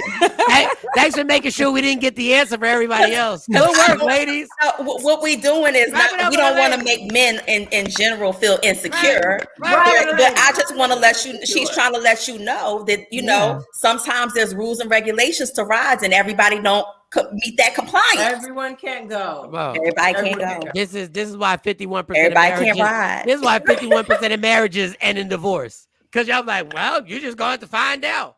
You got to be confident. She said, just be confident. We was trying to find out what scary was. Scary. So we wouldn't do it. They don't know what to do when they get the opportunity. Most men talk themselves out of it. I'm 5'7". Ooh. Nothing about me is scary. I'm a little dude, so I would really have to do something out the box. But Shawnee made a point. She said a lot of men talk themselves. They talk out of the ride. Yeah. Thank you, Pilar. Thank you so much, Pilar. I mean, it could really be anything. You're talking yourself out of love when you know you want it. You know what I mean? You can talk yourself out of, just acting not true to yourself. Like if you've fallen in love with a woman and you're like, man, I want to give you my heart. I'm going to give you everything. And you're so worried about what everyone else says or everything else, but the main thing, when you don't keep the main thing, go. Pilar, you just said something right there. You just said something, because you know what? I done missed out on love worrying about what everybody else thought about that hoe. Real talk. Acting scary. Acting scary. And she had my heart. She really did. She really did. Like, you know what, Pilar? Goddamn, how do I get this workout? I just want to I want to support. So we're going to your website and we're going to get this Pilar Fit for life. Fit for life. 7 videos guaranteed to lose some weight. Some people after the first week, but it's a 30-day challenge. Your vibrations. Within 30 days, you'll be able to you'll see the weight coming off, start getting some you're gonna have good energy. Yeah, you're gonna see cuts, you're gonna see tones, you're gonna see your abs coming through, your arms, you're gonna see all that. You're gonna feel your booty. So they can get the butt line. They can get the line under their what butt. Is the line on the butt? A lot of girls like the line under their butts. Yes, not the banana boats. I don't know. I mean, that just I don't know about that. We probably have that real naturally. So yeah. Pilar, I have to work for that line. Yeah, some women just got that line off the door. But it can go deeper. The more you build your glutes, and it's a muscle. So yeah, you can get a bigger booty. Absolutely, you can round out those hips. Absolutely. Yeah. So why don't we do this? Why don't everybody watching, let's all get it and let's start next week. Do a 30-day challenge. 30 days later, Pilar, you come back and everybody shares Oh my gosh, yes. their results. Yes, let me get this COVID out my body first. See, but y'all females have to be honest with your weight. A lot of females don't want to be honest. You gotta be honest. But you can do look. that. Your clothes will. Oh, here we go. You can't. No, you'll be able to tell. Inches? Because you're gonna lose inches before you lose weight. So the scale can be a little tricky. You'll get smaller before you drop pounds. You know. Wow. So like 5 pounds of fat is like this much. 5 pounds of muscle is like that much. You know what I mean? So there's a big difference. Claude is down. All right, Claude is down. Everybody's down. Everybody's down. I'm gonna tell you what, Pilar. You have schooled me today, this morning. When I get off here, I'm gonna make a phone call because I gotta admit to this girl that I was scary. I have to, and I literally, I probably would have been married with kids. I'm gonna have to make this phone call. And she'll have compassion. Just don't be scary anymore. I will not be scary anymore. I'm all in. I'm in the deep side of the pool and I All can't in. swim. I don't even care. Women love it when men are all in. Get all in. We give everything. So we real go quick. all the way in. Real quick. We'll give you what you want, what you need. What you need. Yeah, anything you want, honey. So Pilar, baby. Pilar, I usually like asking different questions towards the end of the interview, but in light of you being out in the dating world, I'm curious. I want to get to know you a little better. So these just some pet peeves for me, but I'm just curious, how does Pilar approach these scenarios? Just quick questions, like when you eat cereal and milk at the end, do you drink the milk or do you pour the milk out? Really? Don't worry. Yeah, I'm okay. When I do cereal, when you eat cereal and milk, do you? I don't. Let her I don't answer. do milk. I don't do milk. I don't do dairy. I don't do that. But like rice milk or almond. Right. I will put more cereal in until it's gone. Okay. I like overflow. Yeah, Jay, you probably should have researched more about Pilar before that dumbass question. No, that's good. That's legit. I do the same thing. They just add more cereal. All right. No, she doesn't even drink milk, son. She don't even drink milk. So when you brush your teeth, do you let the water run or do you turn it off? Oh, turn that water off. Don't waste my water. That's a good one. All right, clap it up, Jay Black. That was a good one. That was a good question. That was a good question. Go ahead. Go to the next one. Next one. Go ahead. Do you agree? Do you stay friends with long-term exes if you're in a new relationship? If we're done, what you around for? Bam. All right, I love it. I love this Pilar right here. Oh, what? Yes. And I feel the same. We done. If you bought the kids are grown. Yeah. There we go. We don't need all that. Talk about. Yeah, it's messy. No, boo. Fuck out of here. It's over. Go ahead, Jay. That's right, beautiful. Do you walk away during a disagreement? Like if you're in a disagreement, are you a walk away or do you stay there and finish it? I like to resolve issues if the other party can't handle it because everyone's not at the same level without, raising their voice or getting very angry, then, you'll have time to cool down, but we need to finish. I'm not going to press. I am not a nag. I am an absolute Aquarian. I will give you your time, your space. But I mean, it could be 5 minutes, it could be an hour, it could be 5 months. But if we're ever going to come back and talk, we're going to pick up right from where we left off. And we're going to resolve this issue before we move forward. You sure you're not a little nag? Not a little nag. You're not a little nag. I don't like being nagged. Okay, cool. No, I'm absolutely not a nag. No. That's beautiful. Jay, you got another one, Jay? Well, no. Is that the final one? No, go for it. You good. Pilar, will you ever get married again?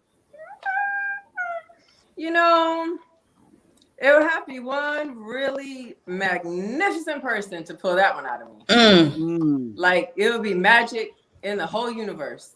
It got to be fireworks, jets, everything just popping off. You would have to understand, like, this dude, if you ever see me like that, you'd be like, he is like the closest thing to source, God, I don't know, just everything in the world. Yeah, for that to happen. I don't know if that person exists though. No, but you know, if God has them out there for you, it could happen. Now, could he be quiet? Because I don't know. Could he be a quiet and conservative guy? Like, would he be able to make it in there? Oh yeah, absolutely. But just because you're quiet quiet doesn't mean you're not confident. Ladies, I'm not trying to debate y'all. I'm No, that asking was Pilar Jay. questions. That was Jay Black. You didn't hear him? Oh my You know, God. That was Jay Black. We're such a dysfunctional some of the most show. wildest people are quiet. You know how you be like in school and you get the one who don't talk and doesn't do anything. She be the wildest one. All right, Pilar, we have one more that we normally ask, but Jay Black punked out, so we have to ask the question. So I can't punk out because, you know. All right, nasty sex or making love? Oh, my God. Oh, you have to have a fine combination of both. See, that makes perfect sense. That's the second person who answered like that. Yeah. So it's got to be, is it 50% nasty and 50% making love, or is it like 70% nasty? No, it just depends, but you got to be ready whenever I'm ready and wherever. Let's go. All right, let's tap you the got mic. like I'm a lot to handle. You got to understand. I told you about that ride. Didn't we talk about that ride? No. I mean, you know, everybody can go, but you gotta, like, as a woman, you have to know that. So you waste your time because you already know everybody can't go. Everybody can't go, and you don't want to waste valuable coochie points on people who can't go. You don't waste. You don't waste that energy. Absolutely. Shout out. Yeah, I feel the same way. That's why I'm very particular on who I deliver this penis to. Like, I feel the same way because some of these chicks can't go, and they think because I'm 5'7" I can't go, but I can go. I can't go for a long time, but I can go. Like I got 10 minutes of go time. Like, facts. Oh, wow. Sorry, Pilar. Give us your website one more time before you leave. PilarFitForLife.com. Pilar, it has been an absolute pleasure having you on the show. Thank you so much for taking time out. I hope we can bring you back on sometime soon because I would love. Because Claude just you guys got to do the challenge. And so did Tosh just bought hers as well. So they're already going on Amazon. They buying the DVD. Yeah, they've gotten it, and I'm gonna get mine.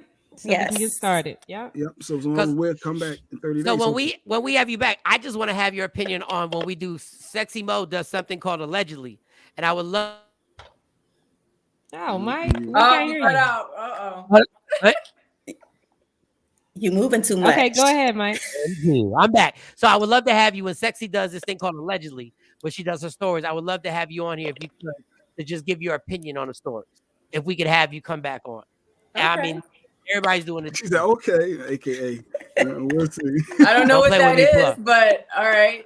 No, she does her entertainment news. She does her entertainment news. So she does the entertainment news, and I would love to see your point of view on these stories that she gives out. Oh, that's all. That'll be fun.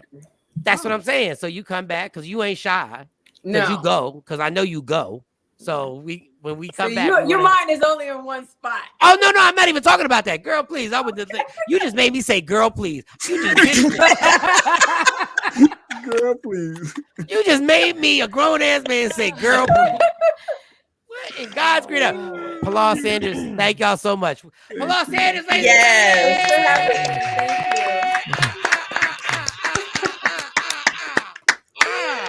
Beautiful. Yeah, he's amazing. Yeah, I like her energy. Yeah, I'm excited now. I'm because I gotta start now. I gotta get these arms right, the butt right, because I got an event in March. And then when she's like, in a week, you're going to start to see actual physical changes. You know, they tell you when you get in the gym, it might be 4 or 6 weeks. In a week, when you see anything, she said interviewed her.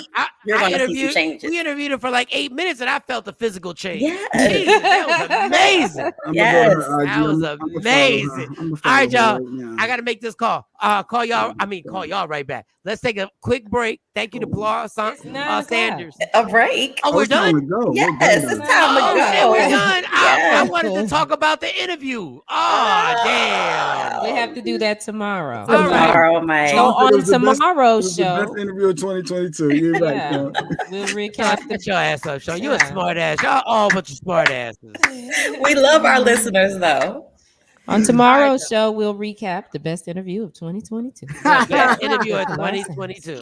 She bad as fuck. Yeah. And make sure y'all go hit up the site and make sure you get it. Don't get left behind on this challenge. Yeah, it's only $13.99. I'm about to be fined for $13.99. No, Robinson, she had me say, "Girl, please," real bad. Listen, that was hilarious. Girl had me turned all the way out. All right, love me for who I am, not who you want to be, because I can never be that. And understand there's only one thing in life that's guaranteed. It will end. So enjoy every minute, every second, and you fight for everything else. Fight for interviews with Pilar Sanders.